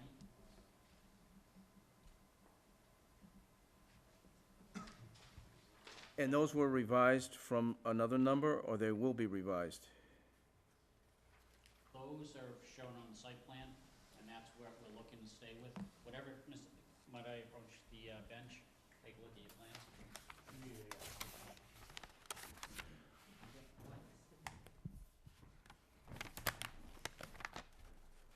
Yep, so the layout material plan, so that would be prior to this in here, if I could, please. Prior to these as well.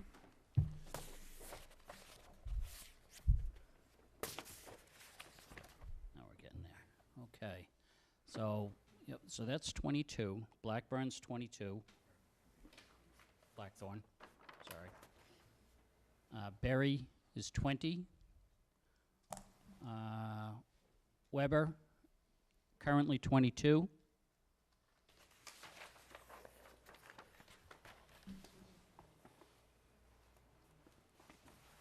Sorry, Mr. Chairman. Faniff is 20. And that's what you're proposing? That's correct. So these plans are accurate? Correct. Relative to the width of the roads? Correct. Okay.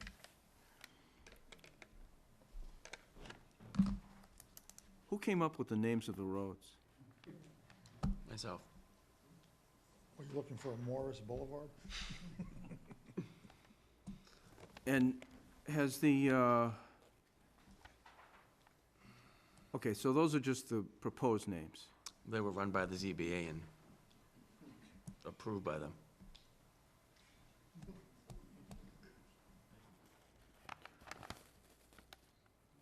I'm not aware that the ZBA has any authority to name roads. Do you?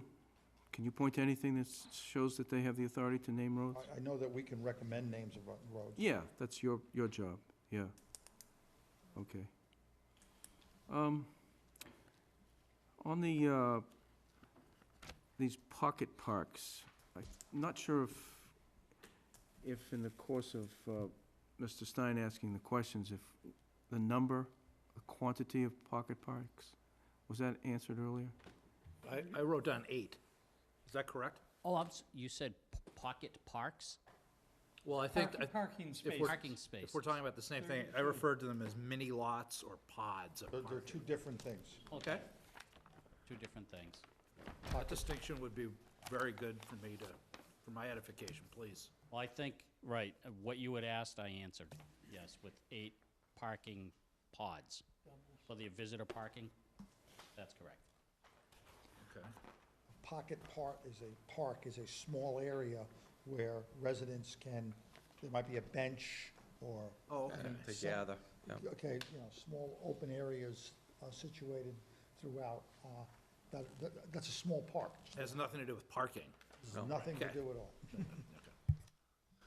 So, for example, on sheet C5.05, it shows a pocket park on Berry Circle near a detention basin. So how many pocket parks do we have? It's basically, I don't know the exact, we've designed pocket parks kind of for each neighborhood. So you have, for this neighborhood, there's a pocket park here, so you kind of, it's a gathering place for each dwelling. There's a pocket park down here, there's a pocket park off of Fanoof. I believe there's one over here. I don't have the exact number, but each neighborhood has its own 11. I have to change that name. So, now that we know the quantity, they don't all have the same shape. Correct. And I didn't find a detail of a pocket park. It's basically a lawn area, partly the size of this room that's gonna be accented with ornamental grasses and plantings. It's a lawn area where you can come and gather in your neighborhood. So they're all a different shape, but they're all kind of the same Yes. relative to landscaping. Yep.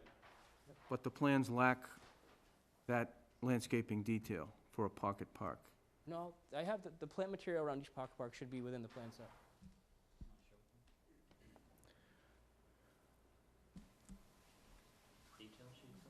I just call it the grass. It's a lawn area that's accented with ornamental grasses. On sheet C5.09,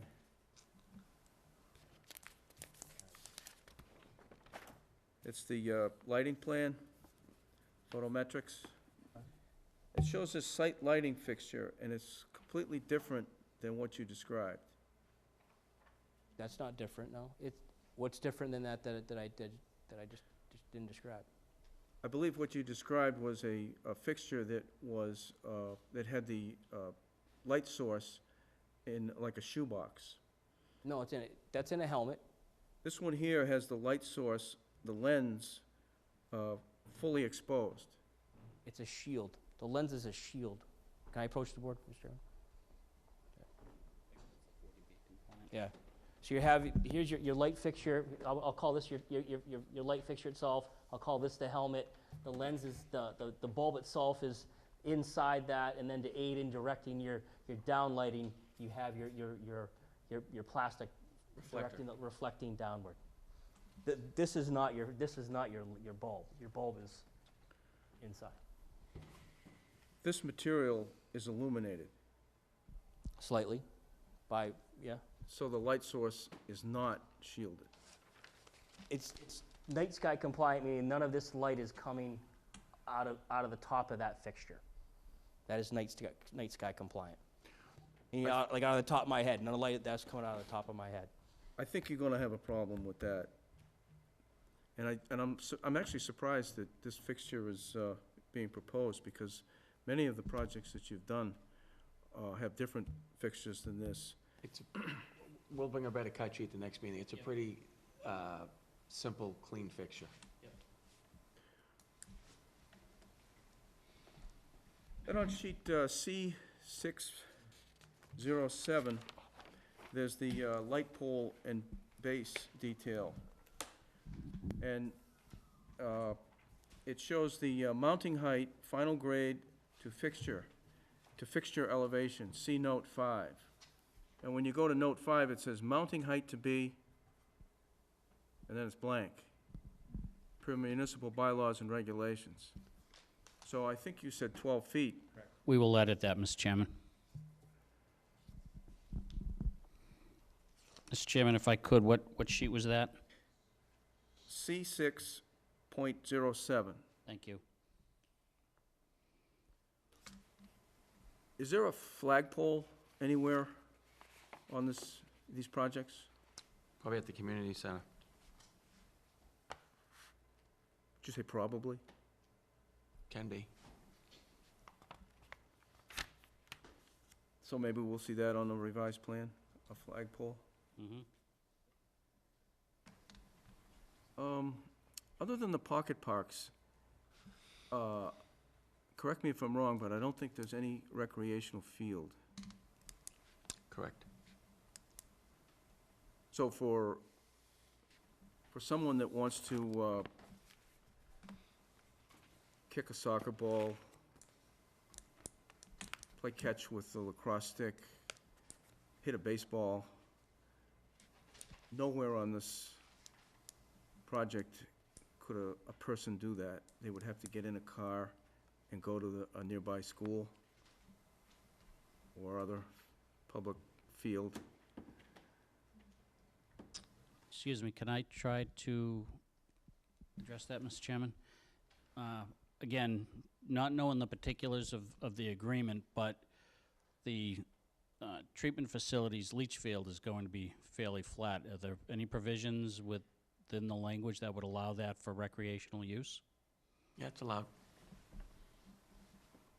I think if you've looked at the way the town and the planning board has approved projects much smaller than this, there's always been a recreational component for the kids to have a place to play nearby.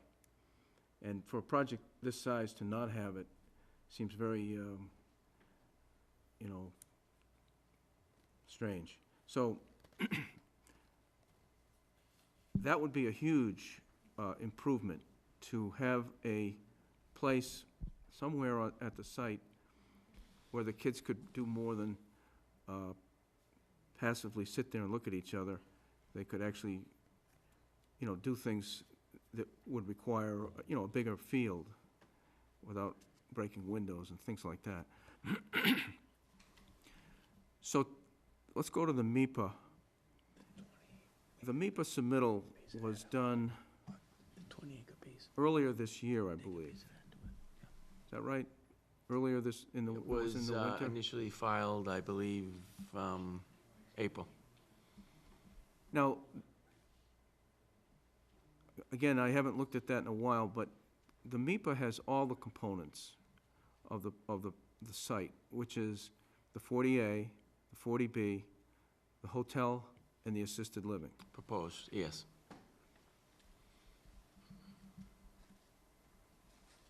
Last time I looked at the plan, or a plan that showed the grades and the elevations, I believe there was an area adjacent to the existing office building.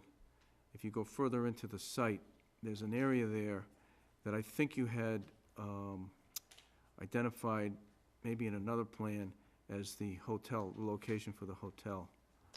It's just north of the existing office building. Okay, It's approximately a 9.5 acres parcel. okay. When I looked at that and I looked at the grades, because there's a lot of steep grades over there, especially against 495, Correct. that it kind of rules out a playing field because of the grades. But that one site, which is not part of this project, it's part of the MIPA filing, but it's not part of this project, looked to me like an area that could support a decent-sized playing field. So, There's about 60-foot of grade difference from one end to the other. right, but there was an area, I believe it was the part of the 9 acres that was closest to Park Central Drive, that it looked like the grades leveled out a little bit. Yeah, we can look at that, and we can look at potentially another location within the project for a playing area. So what I'm saying is that even though that site is not part of this site plan, and it's not part of the 40B, that I think at least this planning board member would, be interested in some type of a commitment if you were that far along into that next phase of the site, to look at and see if you could have the playing field there. Yeah, well, if not there, somewhere else on the site, we'll take a look at it. And I know it's kind of like crossing over, but, I mean, this goes back to the original, mixed-use concept, so that, it's pretty unlikely that people going to a hotel are gonna go out there and hit baseballs, but it's also not impossible for a playing field for the kids in this neighborhood to use a field that's next to a hotel. So I'm trying to add some flexibility to the approach here so that we can get a better project. I mean, we retain the flexibility, like Bill said, we're hearing what you say, we're gonna look at the site and see if we can come up with a proposal that makes sense. There's other areas on the site that might work, and where you're pointing may be one of them, but we'll look at it. I appreciate that, and I think that the neighbors, again, by having a playing field here, somewhere on the site, is gonna reduce the car trips. Because where's the nearest place they're gonna go to a field? It's gonna be Trotter The high school. or Neary. The middle school, yeah. And that's more car trips on the side road that could be avoided if that type of a facility was here. So I'm going to open this up to the public. One thing that we're focusing in on those 4 things here tonight, although we have gone considerably outside of the sidewalks, landscaping, parking, and lighting. But one thing I heard pretty loud and clear was that it seems to me that that the parking is inadequate. And the reason it's inadequate is because of the density. And I know you've heard us speak and write to you about our concerns about the density. And after what Mr. Stein went through in discussing the parking, it seems like it's gonna be a problem unless, it's addressed. It just doesn't seem, because of the density, because of the number of units, it can have a cumulative effect. If there's one party with 20 cars, the site can probably handle it. But if there's 10 parties, and that's a very small percentage of the total number of units, you're gonna have a big problem. Not gonna be any place to put the cars. So I'm gonna, I'll open it up to town officials. Is there any town officials here? Are you speaking as a town official, Freddie? Well, since you are a town official, but you're probably not gonna speak as a town official, we'll let you go first. How's that? Hi, Freddie Gillespie, 78 Southville Road, and I'm speaking not as a town official. I had a question, and I don't know if you just misspoke, but when you were talking about the trees, you said Norway maples, and you also, you said both, but, so here's my question. Norway spruce are also on the invasive species spectrum, although they haven't been listed as illegal to plant in the state of Massachusetts. What we do know is that species are identified as being invasive before they get banned, and then what happens if you plant them is 10 years down the road, town monies or, committees are charged with dealing with the cleanup. So would you be willing to, I guess it's a question, would you be willing to look at the list to make sure there aren't any species that are identified as invasive even though they're not banned, particularly the Norway spruce, which USDA lists as, in Massachusetts, noxious, I can't even say it, noxious, I still can't say it, and invasive. So, and lots of other websites are so identifying it. So that would be probably beneficial not to plant. And I'm not familiar with all of the list, because I haven't seen it, and that was my next question. Well, before I have a next question, a thank you. The pocket parks, I don't believe were part of your original plan, and the Open Space Commission previously, when you were here, I made some recommendations that included, was there a possibility to include pocket parks? And the fact that's been done seems like a great step in the right direction so that it's a more livable community. At that time, I'd asked if we could have a couple of sheets of your plan, if that would be something we could do. We don't need the whole big plan, but just the layout of the landscaping list and the parks. Is that possible? And so I was a little confused, like, is this a site plan review? Normally, the Open Space Preservation Commission would comment on a site plan review, and it seems it wouldn't hurt for us to take a peek. And I had one other question on the open space parcel. I thought last time we were discussing this, it was 24 acres. Never. Never? That was just my recollection. No, it's always been around 20. Around 20? Okay. And I think that's it. So the Norway spruce we can look at. Great. Anyone else, questions or comments? Good evening. Hi, Wendy DeMichaelis, 15 Bantry Road. Just a question on lighting for the pocket parks. Will there be a light fixture in the pocket parks, or no? I'm not sure. No? Okay. All right, that's good. Okay, then I guess in the beginning when you were summarizing some of the steps that were coming up and hearing from Fuss and O'Neill, I know we've got a lot of meetings coming up on this project over this week and next, and it sounds like some of that might affect some of these meetings. I was wondering if anybody could confirm that, like, Thursday is supposed to be a conservation meeting. Is that still going to go on, or is that? No, it's been postponed. Okay. And the ZBA meeting next week? We're still on for that, the 29th. I think it's the week after next. Oh, is it the 29th? It's the Oh, 29th, okay. and it's the 29th. Okay. Okay. All right, thank you. Oh, and if Norway spruce is in the agreement and a better species would work out better, we're definitely open to that. Going back to the answer about the conservation, you said it was postponed. Don't have a new date yet. Can you tell us why it was postponed? We've not heard back from the town's consultants. The letter that you received is probably part of why. And what's the, when you hear back, what do you expect to do? Will you be revising the plan? We, depending on what we hear back, we might not, we might require another meeting with the town's consultants. Okay. I mean, that's been a topic of discussion since, what was it, late April, when they first sat down, was it late May?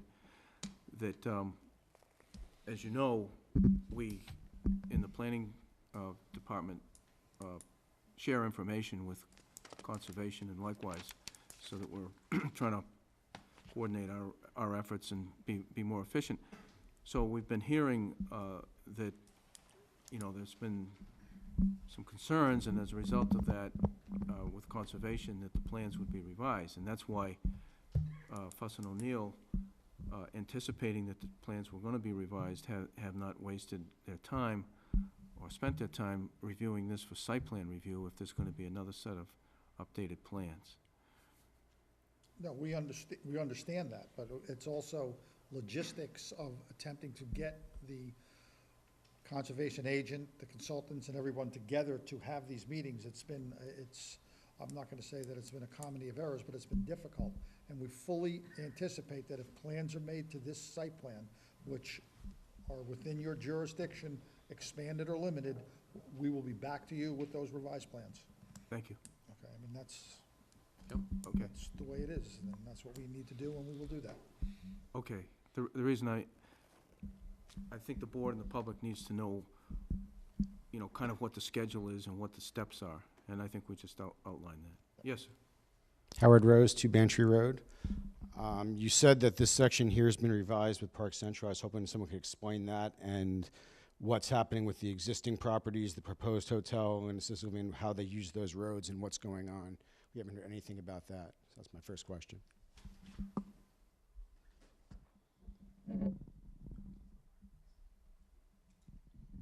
So the question was, with respect to this intersection in here? I believe that the original alignment that came in here was a T intersection, although Larry, you can correct me, but I believe it came in as a T, and it did offer that opportunity to come in and out through this way out to Route 9. And like I said, since then, MassDOT has directed us to come out in this location here. With respect to the access to this site, the future development, it would occur in this general location in here. But would it go down Park Central, or is it proposing to swing around onto Flag? It would swing around on a flag. So now you're mixing residential and commercial, which we were told by the ZBA is not allowed in this town. So how do you justify that? We were also told that Park Central would not be closed by MassDOT, and that was the reason for Flag. Now we're saying that that's going to be closed. The next step could be, we keep insisting the next step by, if you look at the roads done by MassDOT, that Flag Road is next, and all this potential traffic could be now dumping onto Flag Road. So this doesn't work. So I hope this board would continue to push on that. We keep changing. The coconuts keep moving. We keep saying, and the ZBA, I can't wait to hear their response on this, completely said that commercial and residential cannot mix. It's never mixed on a Southborough road before, and it won't on this project. Now it's mixing, and it's putting it all onto a residential road. Someone needs to step up and tell MassDOT that Southborough is not just an entrance to 495, and we matter. I hope this board will consider that. To that effect, I'm excited and ecstatic of all these sidewalks and everything you've done to make these residents safe. I wish you would give the same consideration to the residents of the town that already live here and use that road. We finally got the report that we've been asking for 3 years, dealing with Flag Road and the real safety issues. That needs to be addressed as well, and it's not being done at all. So again, I hope this board will take that into their review. And site entrance, I believe, is, although it's still officially part of the 40B, in your comments needs to adjust that.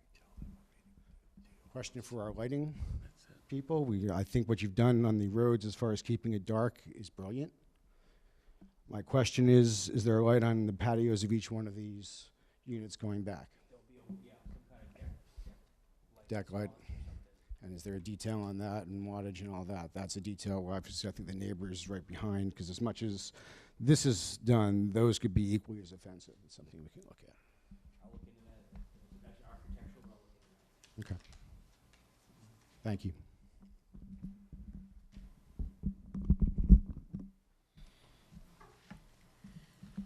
Yes, sir. John Green, 10 Tower Road. To kind of speak to Howard's point there, I noticed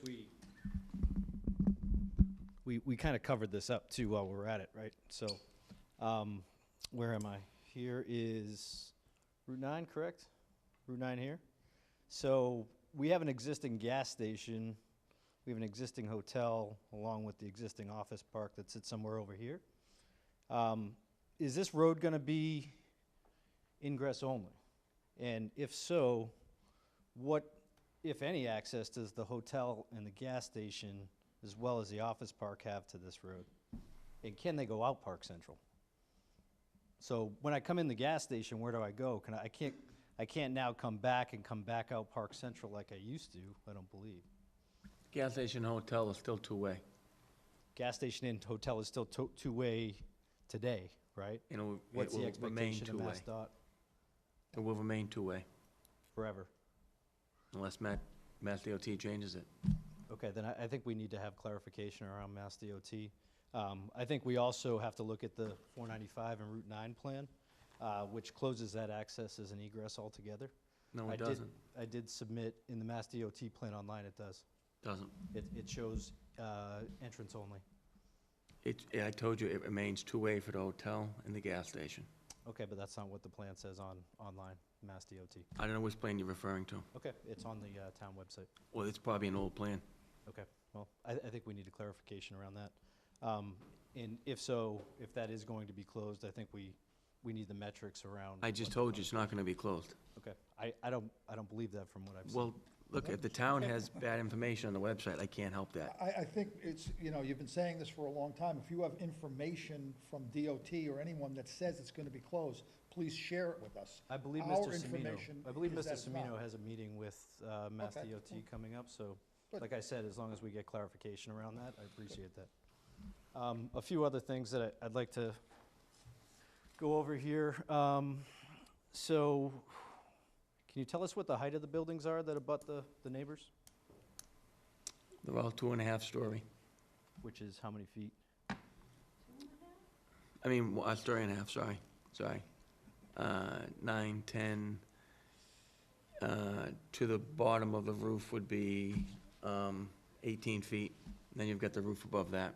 Okay, and we're It'll be within residential zoning. okay, and we're proposing any sort of no-cut line between the neighborhood and the new development? Or is it gonna be clear-cut all the way up to the line? We're gonna cut down whatever we have to for grading, nothing more. What does that mean exactly? So is there Well, gonna be a the- no-cut line? The plans have been submitted, you're welcome to take a look at them. All the grading are on the plans. It varies from throughout that entire length of abutting property. Okay, well, I'd like to ask the planning board that we consider a no-cut area that abuts the neighborhood as well. Because replanting a 10-foot tree, if you've got a height of 20 feet, really isn't gonna do much from a screening perspective to start. Also, the 40A is 142 units. How many acres is that on?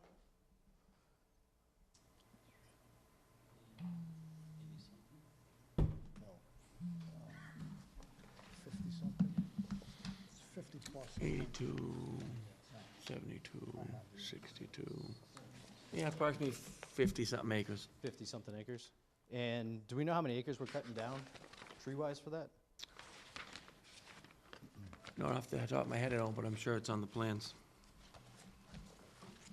Is it 80%, 90% of that area? No, it's not? You don't know? Because 20 acres is 20% right there, so.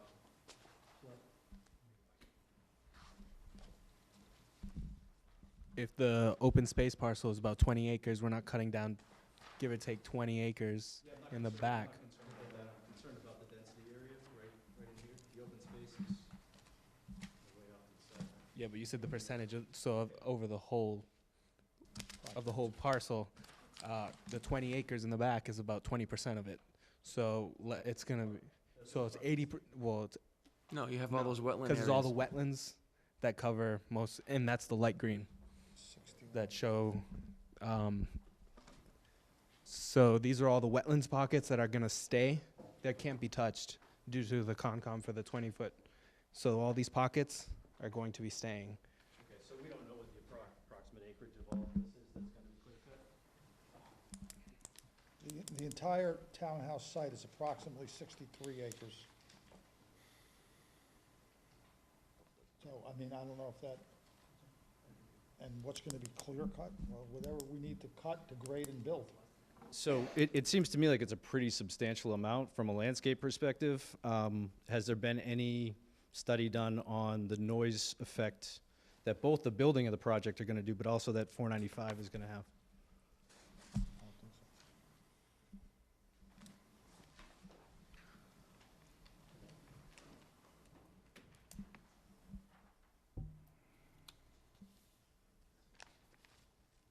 Is that a no? Or is that, I didn't understand the question. is, We're has still there, on has there number been, of trees that are cutting? has there been any study done based on the noise effect that it's going to create from both 495 and also the noise pollution of building the actual site in relation to the neighborhood? No, Do you think that that's something we should do? no, I don't think so. I don't s- That's I don't- something the planning board feels like we should do. There has to be some sort of noise mitigation. You cut down a whole forest, right? I mean, that leads up to a major highway. There should be some sort of mitigation that's done. Mr. Chairman, a good percentage of the interior of that site, including the existing main access drive, has been cleared. There's been a lot of activity on site since the 1980s. So there are some mature stands in there, primarily within the wetland systems. But if you go up into the site, some areas are fairly sparse. So again, to say that the impacts in terms of noise are going to be significant, again, there are areas in there that are currently open. I just think it's something that we should consider, that's all. Mr. DePietri had mentioned that because it's a condo, that people would not have parties or have people over. I'm just curious, what's the square footage of those 3 bedrooms? The units range from, I believe, 18 to 2,400 square feet. Okay, so that's about the size of my house. I had everybody over for Father's Day as well, so I had quite a few people in my house. So it's safe to say that in a townhouse that's 2,200 square feet, it's pretty reasonable to say that you could have people over. I didn't say I wouldn't have people over. I said they would realize that they're in a condominium. And then finally, I also would like to disagree with the meeting being a residual site plan review. I believe that the ZBA has overstepped its bounds, and that reviewing 4 out of 21 statutes is of very poor taste. I've been a resident that's followed this, and I don't believe that we're doing our due diligence as a town. I don't believe that we're acting appropriately, and appreciate your time tonight. Thank you. Thank you. Anyone else? Questions or comments? Howard Rose, 2 Mantry again. To that effect, I guess since this is the planning board, I guess when do we actually have, is there a discussion on density? I've asked several times, written several letters asking for an urban planner to look at this and see what the actual effects are in our town. With that many 3 bedrooms, what's it gonna do to our schools? Is the town gonna end up paying for this development to go up as far as our taxes going up to pay for the additional school kids? And the numbers that came out of the napkin that the head of the ZBA were substantially different than the urban planner I spoke to. There is a potential for a huge amount of kids coming into this. I don't think the town has done its due diligence as far as density, as far as what impact this project is gonna have on our town. And as the planning board, I think it falls under your responsibility to say something about that. If you go up the street to, I think it's called Fountainhead, up by Walmart, and look out there on a Saturday, which is just a the equivalent of the 40B, and look in the center there, there's hundreds of kids sitting there. That's before we even get into 3-bedroom units. I don't think there's any 3 bedrooms there. We are potentially looking at a huge amount of kids coming into this town that we as taxpayers are going to end up paying for just to build this thing. I'm not opposed to the project. I think we've made a lot of ground. I think there's a few things that need to iron out. I think what it does to the rest of the town as far as our financial responsibility as well as the safety of the town are the 2 remaining topics that really need to be addressed here. And as the planning board, I hope you guys would again, comment on that and use whatever influence you have to make sure, as a resident and all of us, aren't paying for this project in the future. Thank you. Thank you. Anyone else? Yes, sir. Majid Yazdani, 16A Bantry. I'd like to start out by asking, is there an electronic copy of this plan available? Does the town have it? Yep, send it to the planning board. Yeah, I think we do not have it. That was one of my questions. So you want a PDF of the, yep. And would the town or the board be willing to upload that, or is there a way we can get a copy of that? Hold on to your computer. We should be able to upload it. We'll Great. give it a try. We've had problems with some of those things, but we'll. Great, appreciate it. Next, I'd like to ask a question about the lighting. Do you have any plans in terms of where on the scale of warm and cold the LED lights will be? 4,000. Ooh, could it be possible to make it a little warmer? Like about 3,000?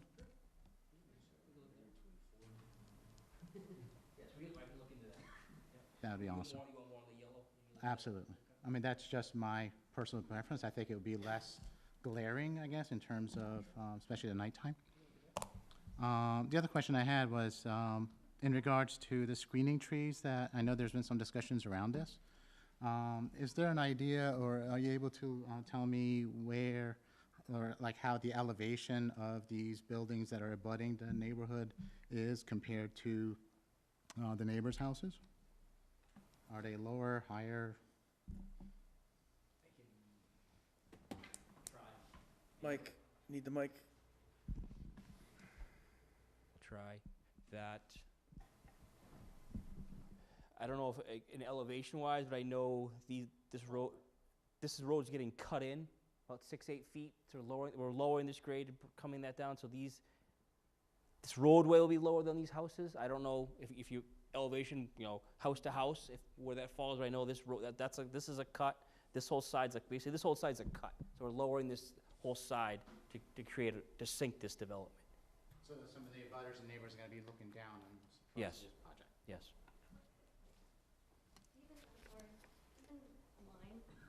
I don't know, sorry. I thought it wasn't. I didn't think you were cutting in. When do you need a mic? We'll share. Here. So this house. This is all cut. So you'll be above us. Okay.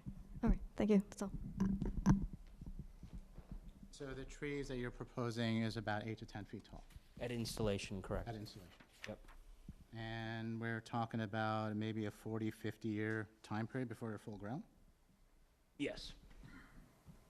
Must be kind of unsatisfying as a profession not to see your final product. And, I'm sorry? Because I know I'll be dead by then. God bless you. Thank you. And I guess the final question I had was, I guess Mr. DePietri came up with the names for Faniff Drive and Boland Way? Is that correct? Yes. And there was a discussion at town meeting, or, I mean, any kind of public forum about this? It With the was ZBA? It was discussed with the ZBA. In public forum? Yes.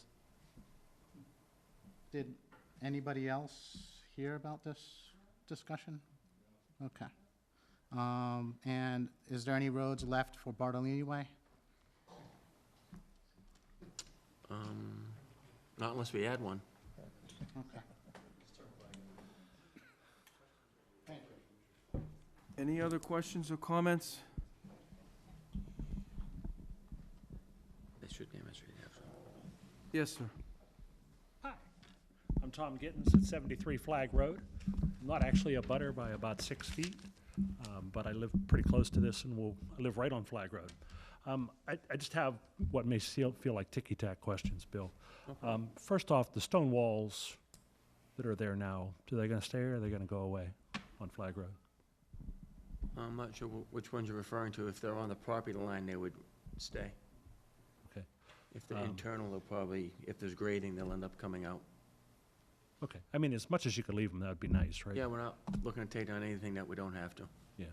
Then I see on the drawing, which I hadn't seen before, only because I hadn't looked, there's a drainage pool right near the bottom of the road. Yes.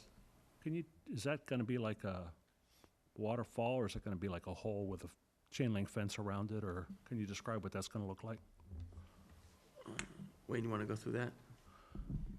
I'm looking for things like how big, how deep. Yep. You know, is it just a stone pit? Is there a chain link fence with razor wire, or? No, we don't like those. Me either. Yeah. Basically, what it's going to be is when we design these, we design them into the landscape. And that's one of the niceties about having landscape architects on board, not throwing plugs for them. But basically, when we do it from an engineering perspective, we do it for the purposes of stormwater. When we involve the LAs, the landscape architects, they incorporate plant material, various shapes. One of the things that in my presentations to boards, when you look at these basins that you see in a number of communities with the 3 or 4 foot high chain link fence around them, it does a couple things. One, it just invites kids to scale the fence and go inside. And two, it prevents any migration of any animals that are working their way through the area. So what we like to do in those basins is you're not going to see a chain link fence. You're going to see some vegetation, something that is going to be just along the inside slope of the basin to deter kids from entering the basin. So we look at them, when they're designed properly, they could be a nice landscape amenity as opposed to some of the things that you see out there. So kind of like a lake, like you would see, or? No, actually, they're going to be dry. They're going to be vegetated, green, and the only time that they'll take on water is during storm events, periodic inundation, subject to the basins out here. They may surcharge a couple feet in the more frequent storms. Well, most frequent storms, you're probably not going to see anything get to the outlet of the basin. But in your less frequent storms, a 100-year or the 50-year storm, they'll surcharge a couple feet, and they're required to drain down under DEP's stormwater regulations during a period of time. So. Now, will there be an outlet out through that culvert where the bridge is? It's real narrow? Yep. Okay. Then the lights that come down the street that's going to be cut in, are they going to be on the east side shining towards, or the north side shining towards the south? So essentially, any light pollution is going to go out towards Route 9 where there's nobody living? Coming down John Boland, or coming down? I don't know, the one that comes out on the Flag Road right by my house.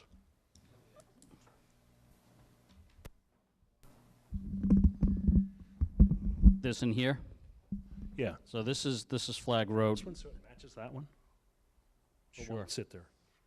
It'll sit. Makes it hard to go back and forth. Thank you. So, again, as you see, the areas that are concentrated in the colors, that's where you're getting your illumination. The blue areas are basically no light. So as Larry said earlier, the intent of these fixtures, which again, as the chairman said, he'd like to see something a little different. We're going to investigate that. But basically what it does, it just casts light downward. So they're localized, very localized at key locations. And do we expect signage at the bottom of the road, Yep. Bartolini Park, DePietri Park, or? There's a proposed pylon sign at the end of the bottom of the road. I'm sorry, what kind of a sign? Is it Pylon sign. powered sign? Pylon. Pylon sign, I don't know what that means, but is it going to be bright, or is it going to be just It's a little? lit, but it's dimly lit at night, just enough to let people know where the entrance is. Okay, so I won't see it. My house is right No, here. Yep. No, It'll be you won't see it. No, it's dimly not. lit It's on here. the inside of this, Okay. this sign. Okay, and then as far as this road coming up, I was curious about that too. You said that the Cumberland Farms and the Red Roof won't come up there, but the office park will? No, I didn't say that it wouldn't come out there. I said Park Central is two-way from Red Roof Inn down to Route 9. So the office park can still go out on Route 9 too? Correct. The office They building. can also take a left and go down Flag as well. So they can come up the hill and down and, okay. So to the planning board, is that a closed topic or is that still open for conversation?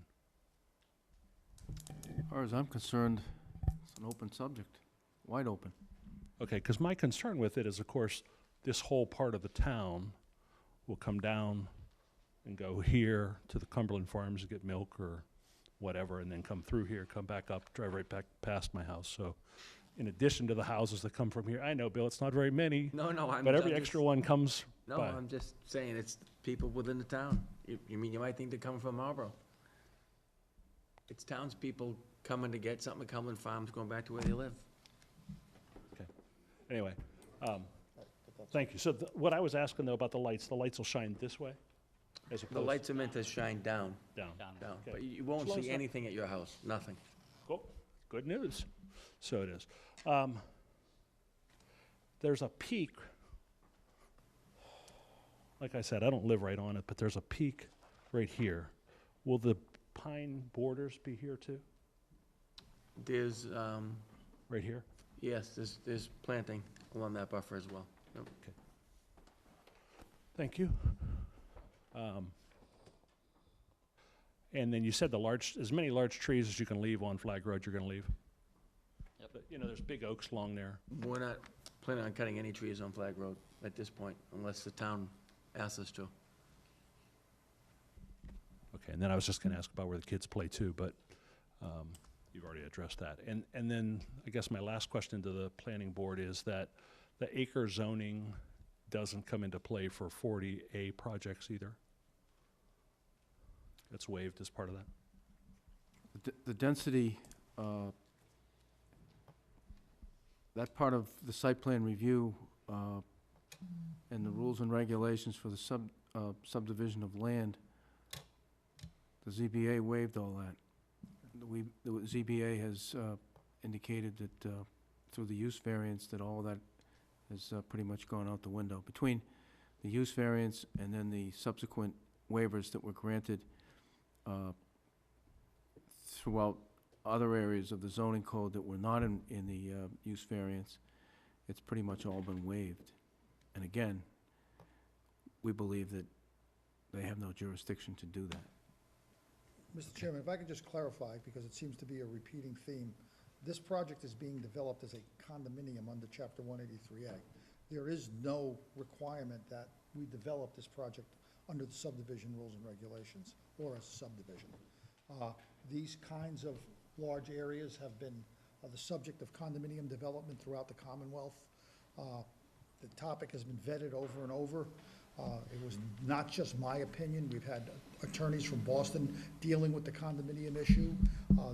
So it's not a subdivision. There's no need to waive the subdivision rules and regs. The purpose that they were put before the zoning board was to demonstrate to the planning board, to the zoning board, what aspects of subdivision we weren't complying with and how we were attempting to meet other subdivision rules. But this is not a subdivision, it's not going to be a subdivision, and it's not subject to the subdivision control law. So it's a condominium.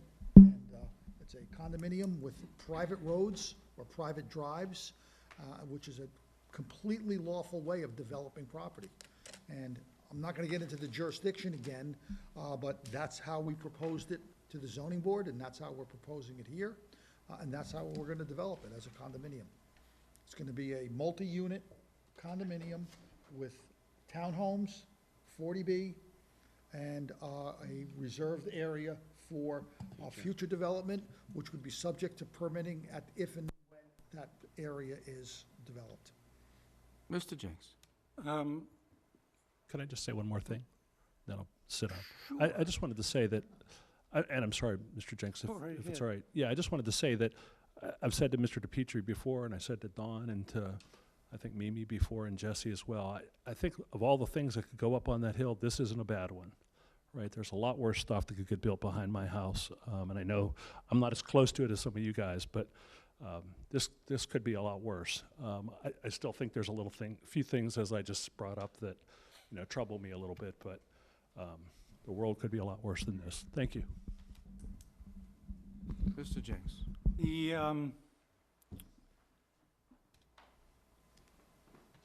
I guess I need you to explain to me, and we don't have to do it in the meeting, the implications of how the judge treated the condominium argument in the Luttrell case, because it seems to me that was directly contradicted by what you just said. Absolutely no correlation. If you, I would be happy to have a private conversation with you. The Luttrell case, okay, had to do with a age-restricted development, and how the zoning bylaw was conditioned upon a form of ownership. We're not building an age-restricted community, and it really there's no correlation, but I'll give you a call and we can discuss it. Anyone else? Yes, sir. Chris Perkins, One Terra Road. Mailboxes hasn't been discussed, and there was one in particular, which is near my house, up at the end of this end of Blackthorn. And it seems to me all the homes that are around this mailbox have to drive up to the end and then drive back down, including the mail truck has to drive up and drive back down. I just wonder if it would make more sense to somehow have the mailbox on the other end of all that. Unfortunately, Mr. Chairman, at the other end are wetlands on each side, so it makes it somewhat difficult to site a turnoff in that area for mailboxes.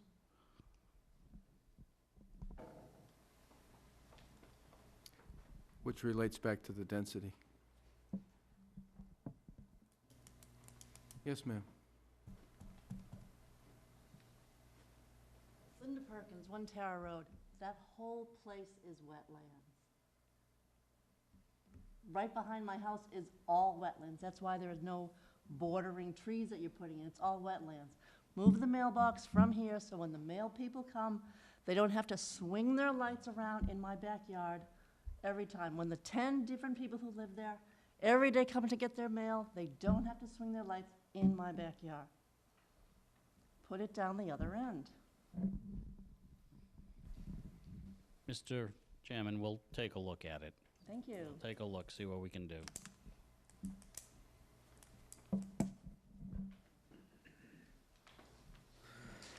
John Green, 10 Tower Road. Just to follow up, so just to clarify, Mr. DePietri, the folks coming out of the gas station and out of the existing hotel, can they also turn right?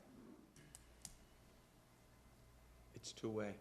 Okay, so have we done any sort of a traffic impact study that includes the existing properties, including the gas station, the existing hotel, and the existing office park, with the ability to go out to Flag Road and also the ability to go left onto Flag Road?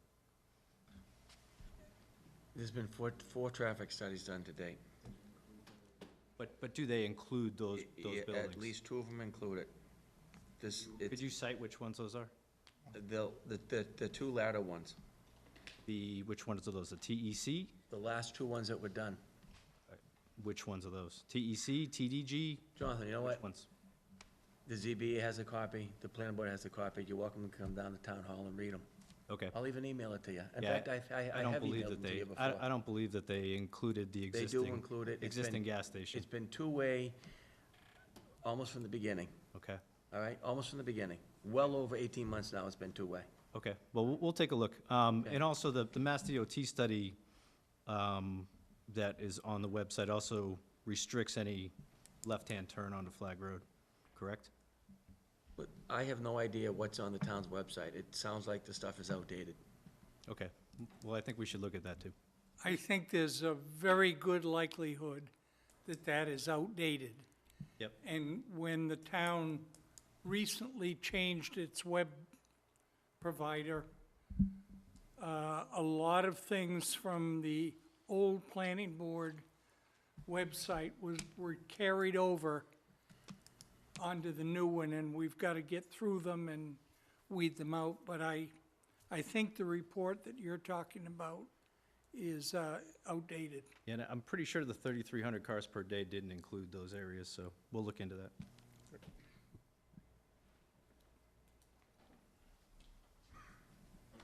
It's Tom Fantozzi, 14 Blackthorn Drive, and I was trying to go last since I jumped up out of turn earlier, but just three really quick things. While I appreciate the effort in the presentation to go over the borders, I just think that if you're living in one of those homes, what you want to know is what's the minimum distance from where the project's going to cut to your property line, right, or the back of your house, excuse me, is what I'm trying to say, right? Because most of those lots have some amount of acreage behind them.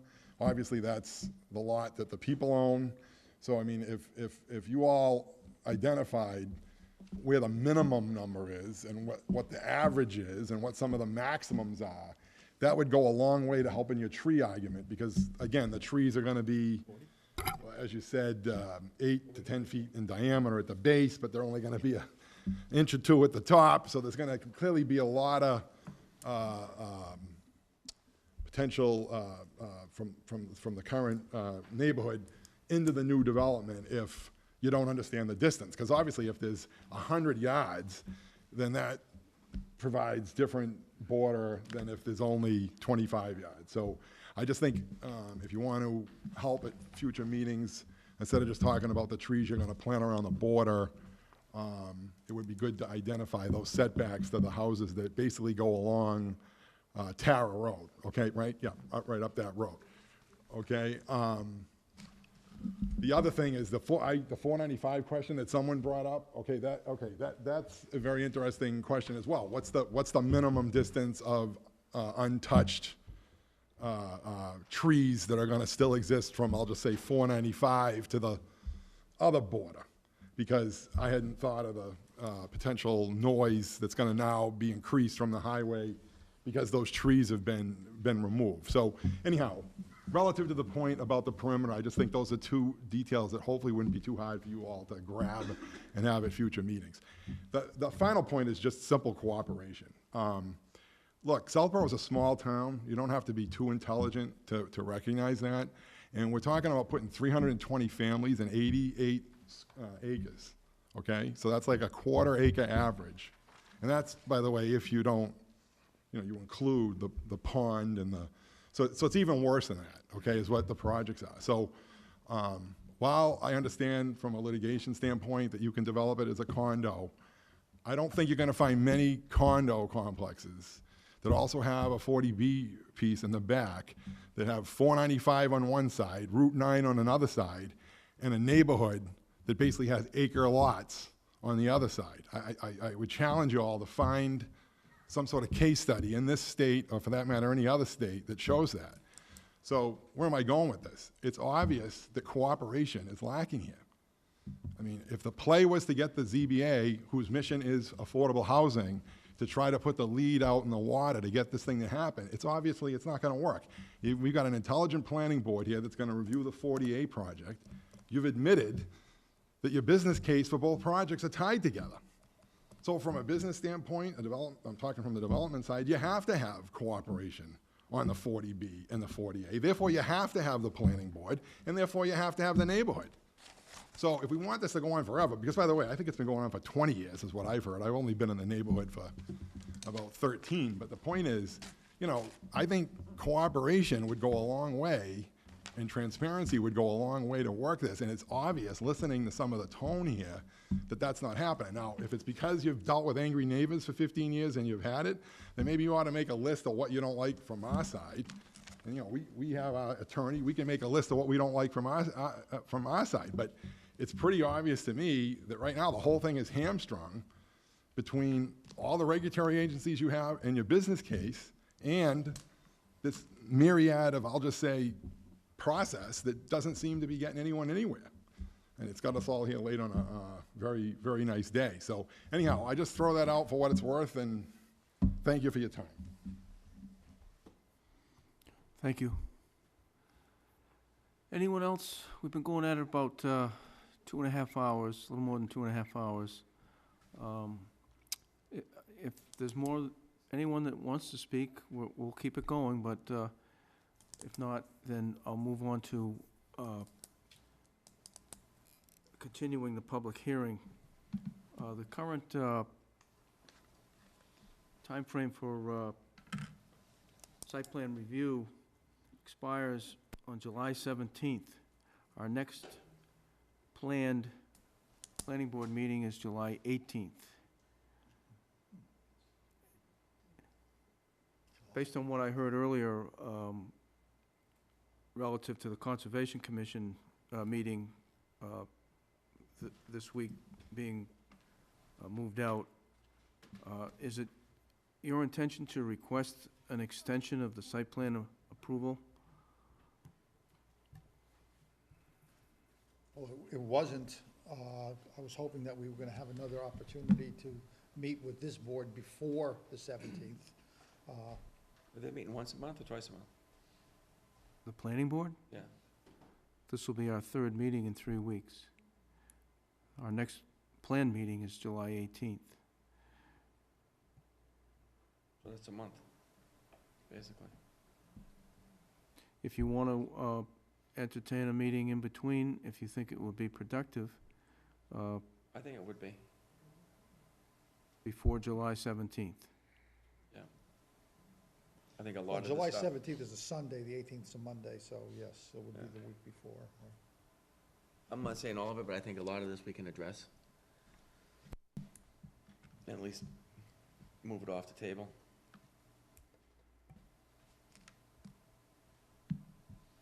So you'd be looking at July 11th? Hang on, let me just get there. Monday. Mr. Chairman, can I just make a procedural suggestion? I mean, we don't have Fuss and O'Neill's review of any of this yet. Correct. So doesn't it behoove us and the proponent for Fuss and O'Neill to complete their review, then for the proponent to have an opportunity to review that and respond in kind? And I think that a July 18th meeting would give you and Fuss and O'Neill the opportunity to accomplish that in a meaningful way, so that we don't just have a meeting on our plan, on our calendar, only to just say, geez, you know, you're still mired and going back and forth with conservation and Fuss and O'Neill. I don't think we're gonna get it done once with Fuss and O'Neill. I think we need to make the changes and get them to Fuss and O'Neill, which is why they're waiting for Concom changes and some changes from these meetings here. Then they wanna comment on them. We're not, I don't think we're gonna finish on July 11th, by no means. But I think I'd like to address a lot of this stuff that came up tonight and then get it to Fuss and O'Neill. I don't wanna give it to them if we're not in agreement on it.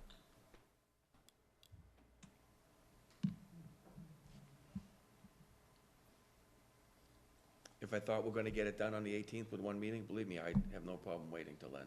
But I don't think it's gonna happen. I think we've gotta go through some changes between myself and the engineers and back before this board. If there be an agreement, then we need to get that stuff to Fuss and O'Neill to look at. I understand your point, thank you. Check on the availability of the planning board members for July 11th.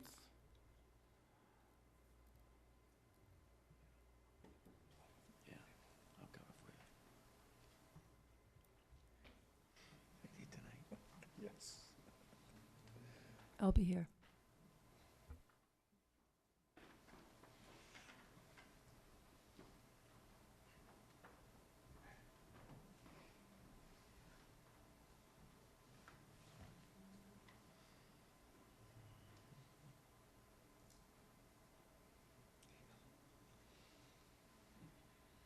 Okay, I can do it.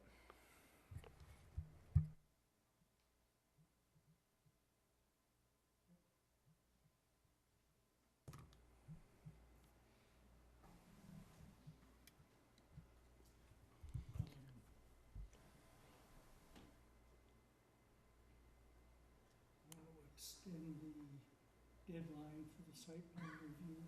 We don't have to, it's the 17th, Phil. So just keep that the 17th and do it on the 11th? Yeah. So, should I make a motion?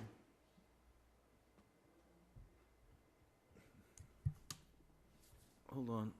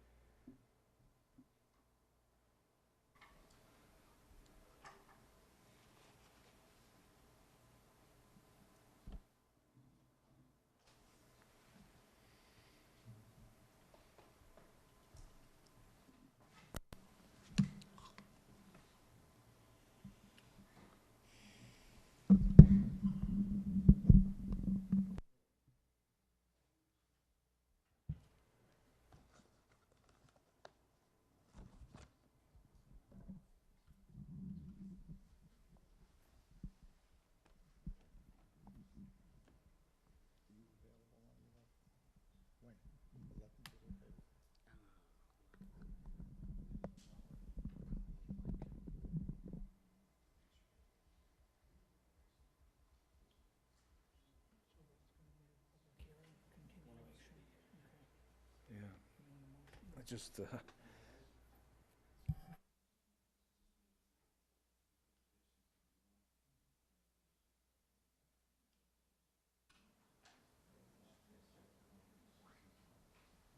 I just texted Andrew Mills to see if he's going to be around on the 11th also.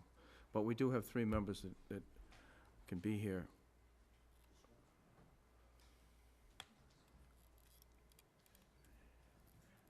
Why don't we go ahead, Phil? Continue the public hearing. Mr. Chairman, I move that we continue the public hearing to July 11th at 7 o'clock. Second. Motion's been made and seconded. Any discussion? You're good for that date, gentlemen? Thank you. Yes, thank you very much. Motion's been made and seconded. Any discussion? All in favor? 4-0. So we'll see you on the 11th. Please, we will be having Hillary and maybe even town council reaching out for any updates on the plans and changes. 7. Mr. Chairman, I move for a 2-minute recess. Second. Motion's been made and seconded. Any discussion? Hearing none. All in favor? See you in 2 minutes.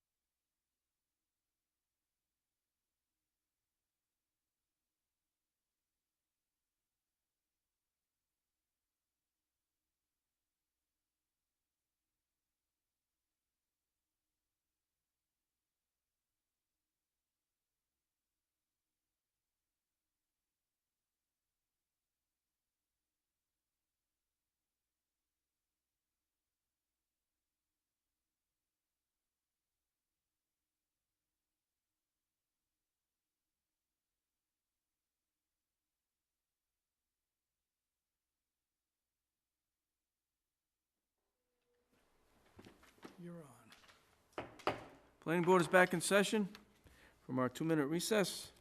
Next item on the agenda is a discussion of the FY16 budget expenses, contracted services. Last week, the Planning Board discussed several areas for expensing the FY16 budget. There were 4 areas for consulting. I have a draft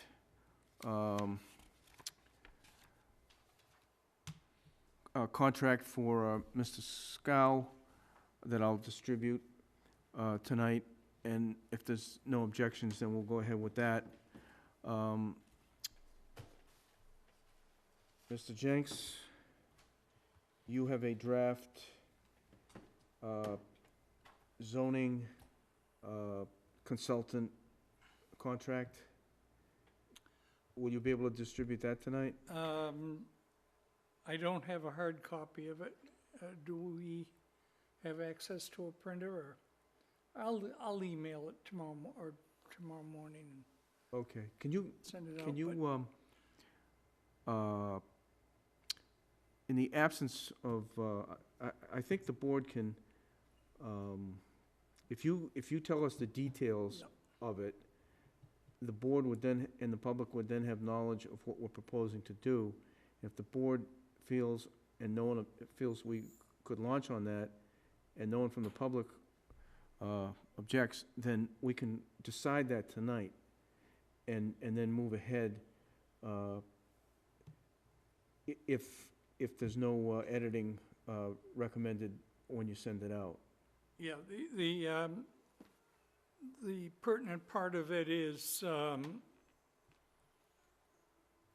to get some help with research and drafting proposed language for designated zoning code revisions.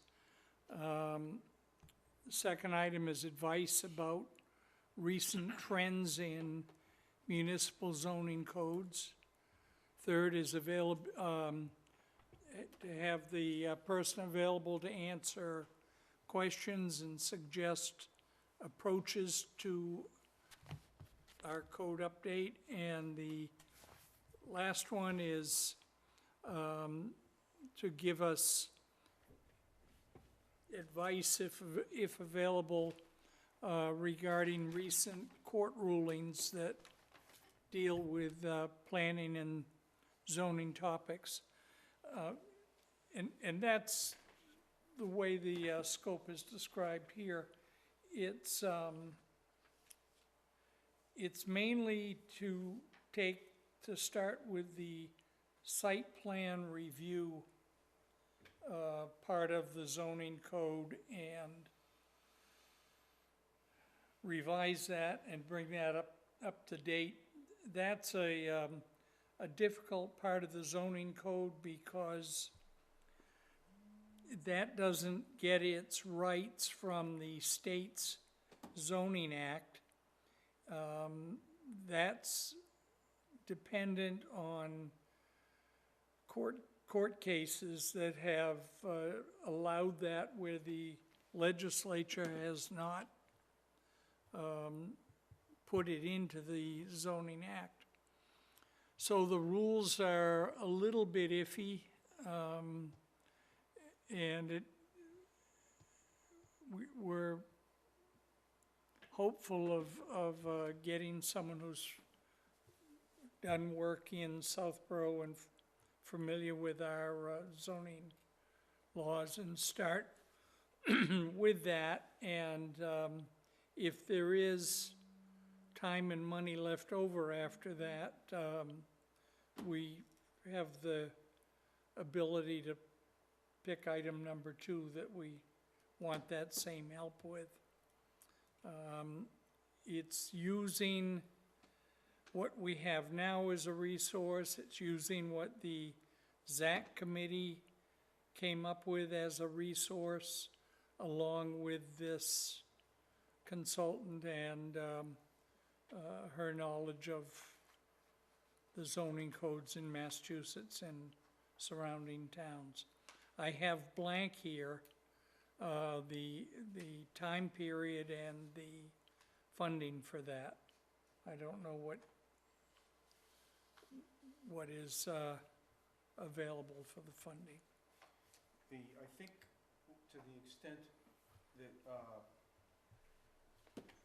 think to the extent that we, the last time we checked the burn rate on the remaining funds in the FY16 budget, we felt comfortable that these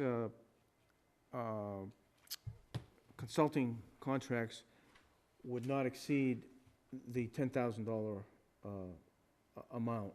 And it's for two reasons. One, I think that the type of thing that we're looking for is building on previous work, and it's also the ability for the board to get these services without competition because of the small size of the contract. Okay. So if the board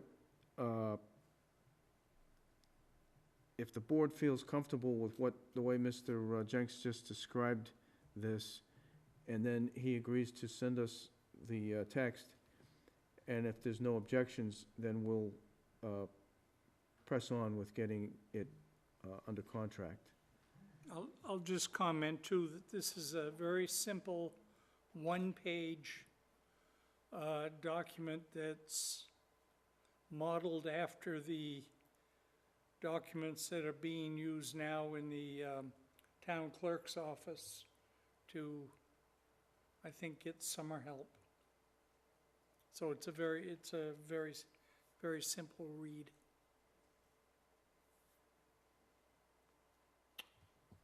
I have no problem with that.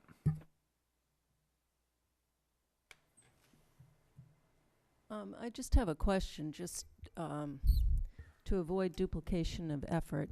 There's a open space working group that has been set up to look at the open space bylaw.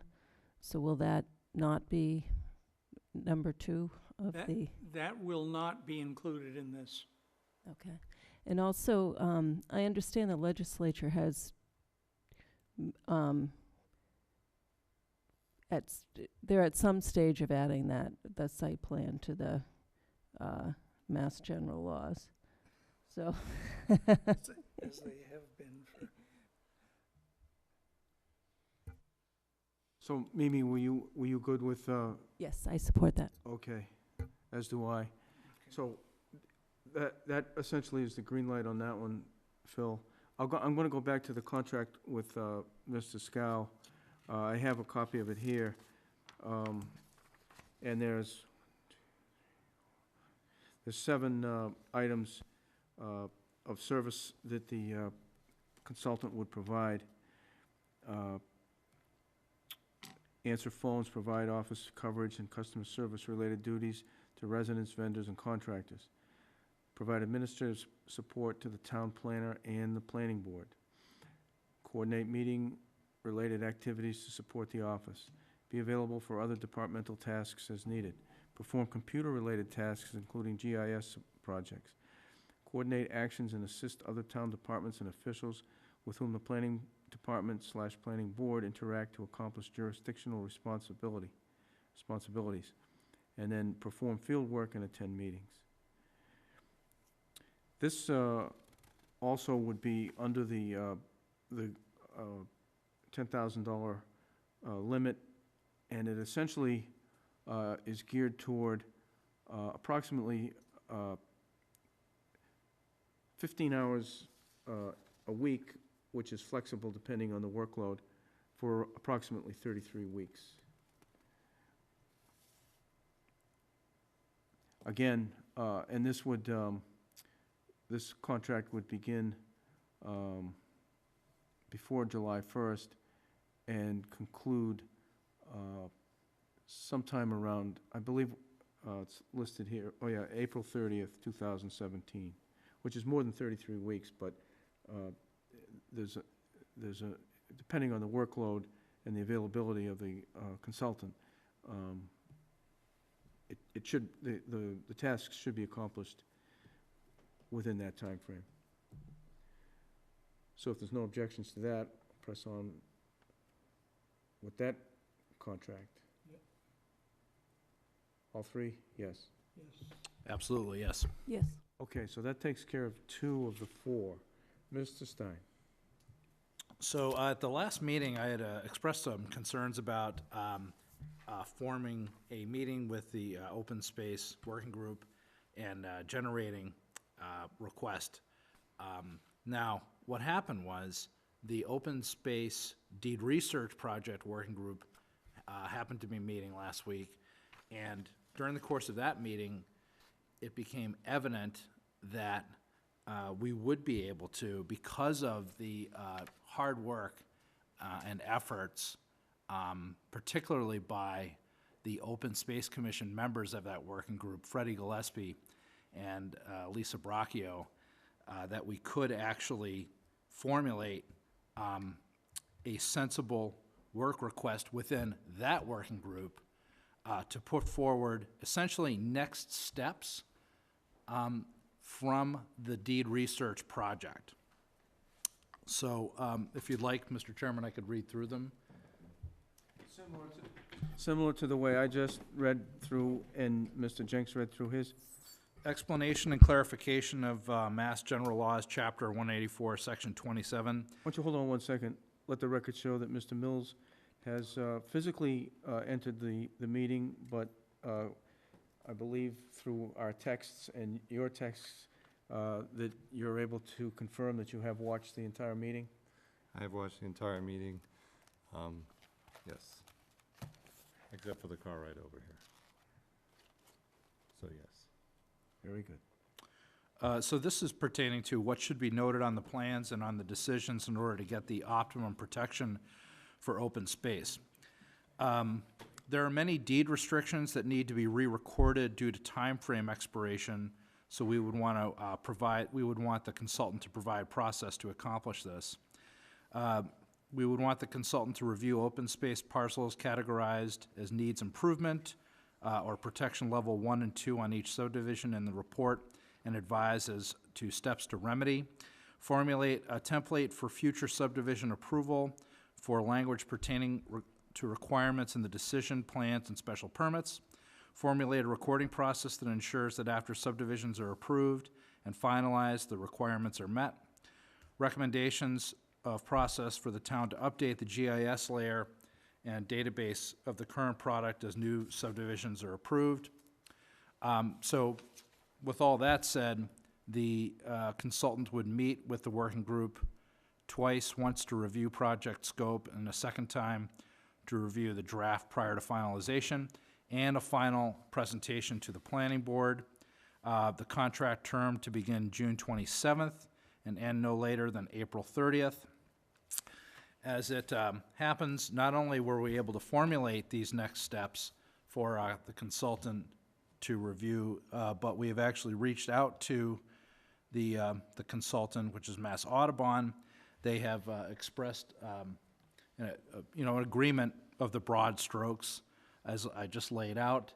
I would recommend that the working group just meet one more time to refine these points for the work. But we fully expect that we can accomplish this and that the consultant can commence work per this contract on or before June 27th. Excellent. Not surprising, Mr. Stein, after last week's meeting, you jumped all over this thing, you and your working group, and are now perhaps being considered for one of the greatest comebacks in planning board history. Because of the Open Space Commission members that participated on the working group particularly. Thank you for that recognition.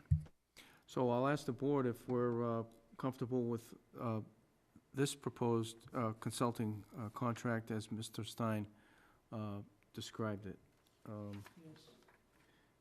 Yes. Yes. Okay, so we'll move on. Jesse, the draft that you just is now ready, is it done? Almost. Okay, when it's done, when do you think it'll be done? By the end of the week. So, I would suggest that Mr. Stein, when it's done, Mr. Stein would, contact me, give it to me, and then I would, I guess at this point, I would either say, go ahead and give it to someone else, in the town hall that handles these, contracts, or give it to me and I'll do that. But I'm gonna learn more about those steps now that we're ready to launch on these. Oh, we will do so. Thank you. So that's, 3 items, 3 service contracts. What was the 4th one? Oh, I know what it was. It was the 40B consultant, which we haven't finalized yet. We haven't drafted that yet. And then that would also be after checking the burn rate on our FY16 budget.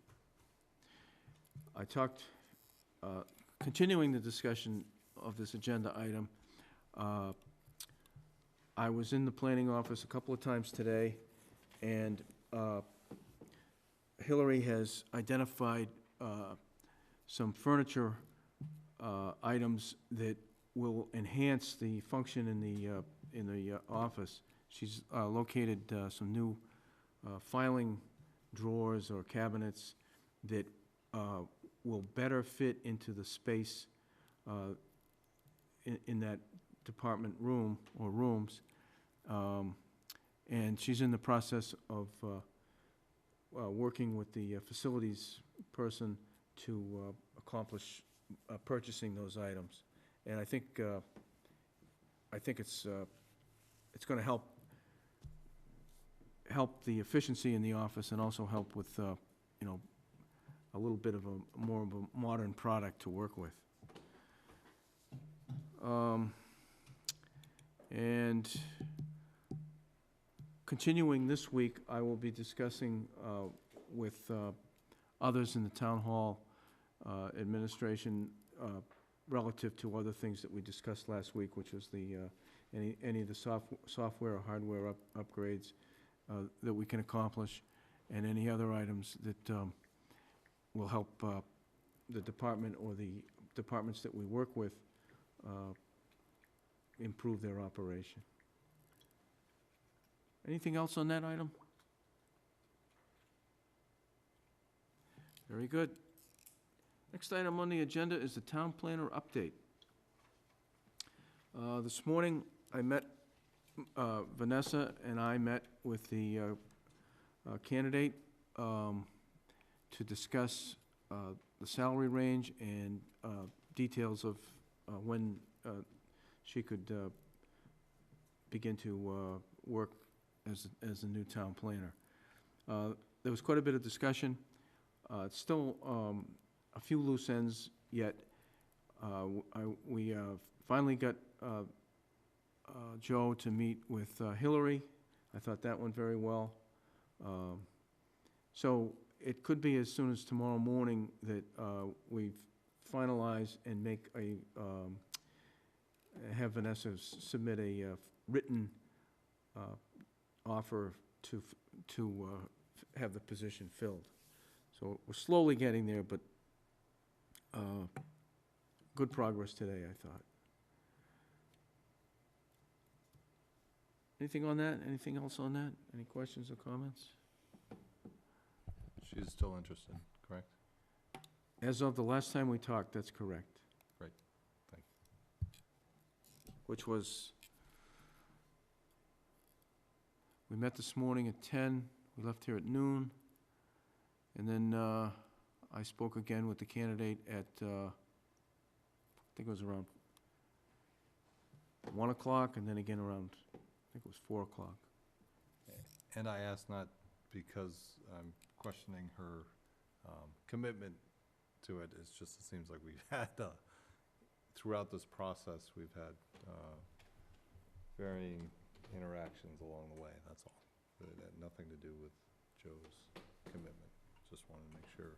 No, so We're far still so on good, track, Andrew. that's Yeah, all. I believe so. Things can always change, but I think it went well today. And, you know, moving in the right direction. Next item on the agenda is other business properly before the board, the planner's report. I think the only thing I had on that was, we got a letter, we have a copy of a letter from, it's dated June 17th, from the Economic Development Committee to the Board of Selectmen. And it talks about 2 vacancies on the Economic Development Committee and their plan to, their recommendation to fill those 2 vacant positions with 2 new people. And then it says here that the EDC voted to expand the committee by 1 seat and came to the unanimous conclusion that Mrs. Kathy Bartolini, former planning board member, should be invited to the committee and an additional seat created for her. So I just wanted to congratulate Kathy and the town to continue to get great services from Mrs. Bartolini, that she's still going to be in great service to the town. I think that's all I had on that one. And then the next item on the agenda was the approval of the minutes. Mr. Jenks, did you want to, or anyone want to,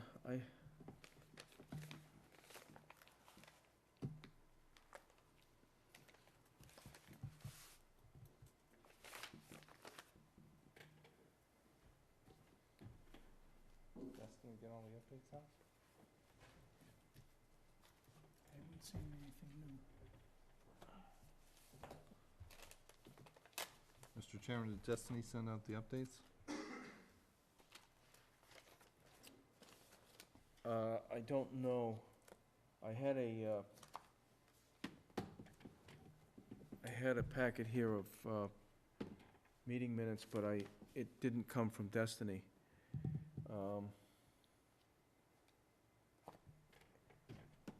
I'd have to check with Hillary.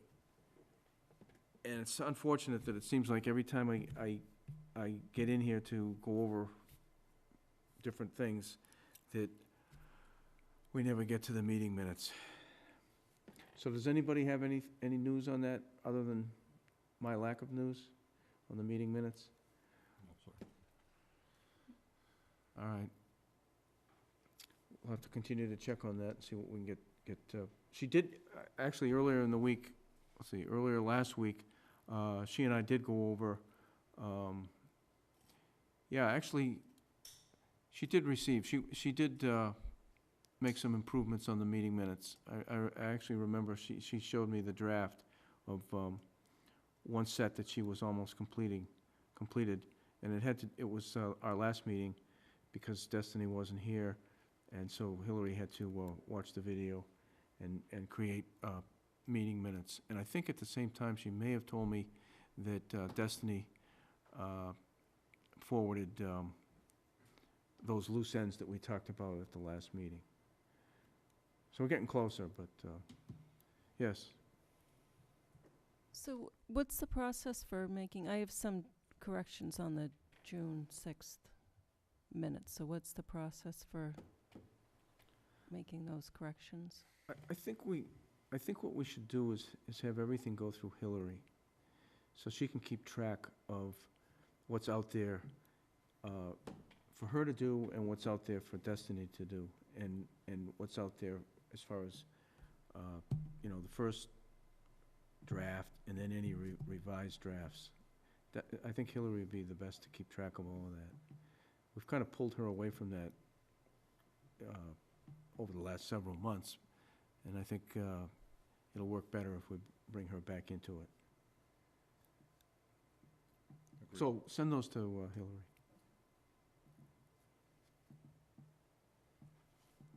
And earlier we asked the board if they would be available for July 11th, and the four of us said that we were, and Mr. Mills texted me and said that he was. Is that correct, Mr. Mills? That is correct. See you on July 11th. We'll see you on the 11th. Anything else from the board? I don't see anything else on the agenda. Motion to adjourn? Second? Motion's been made and seconded. Any discussion? Hearing none, all in favor? Meeting's adjourned.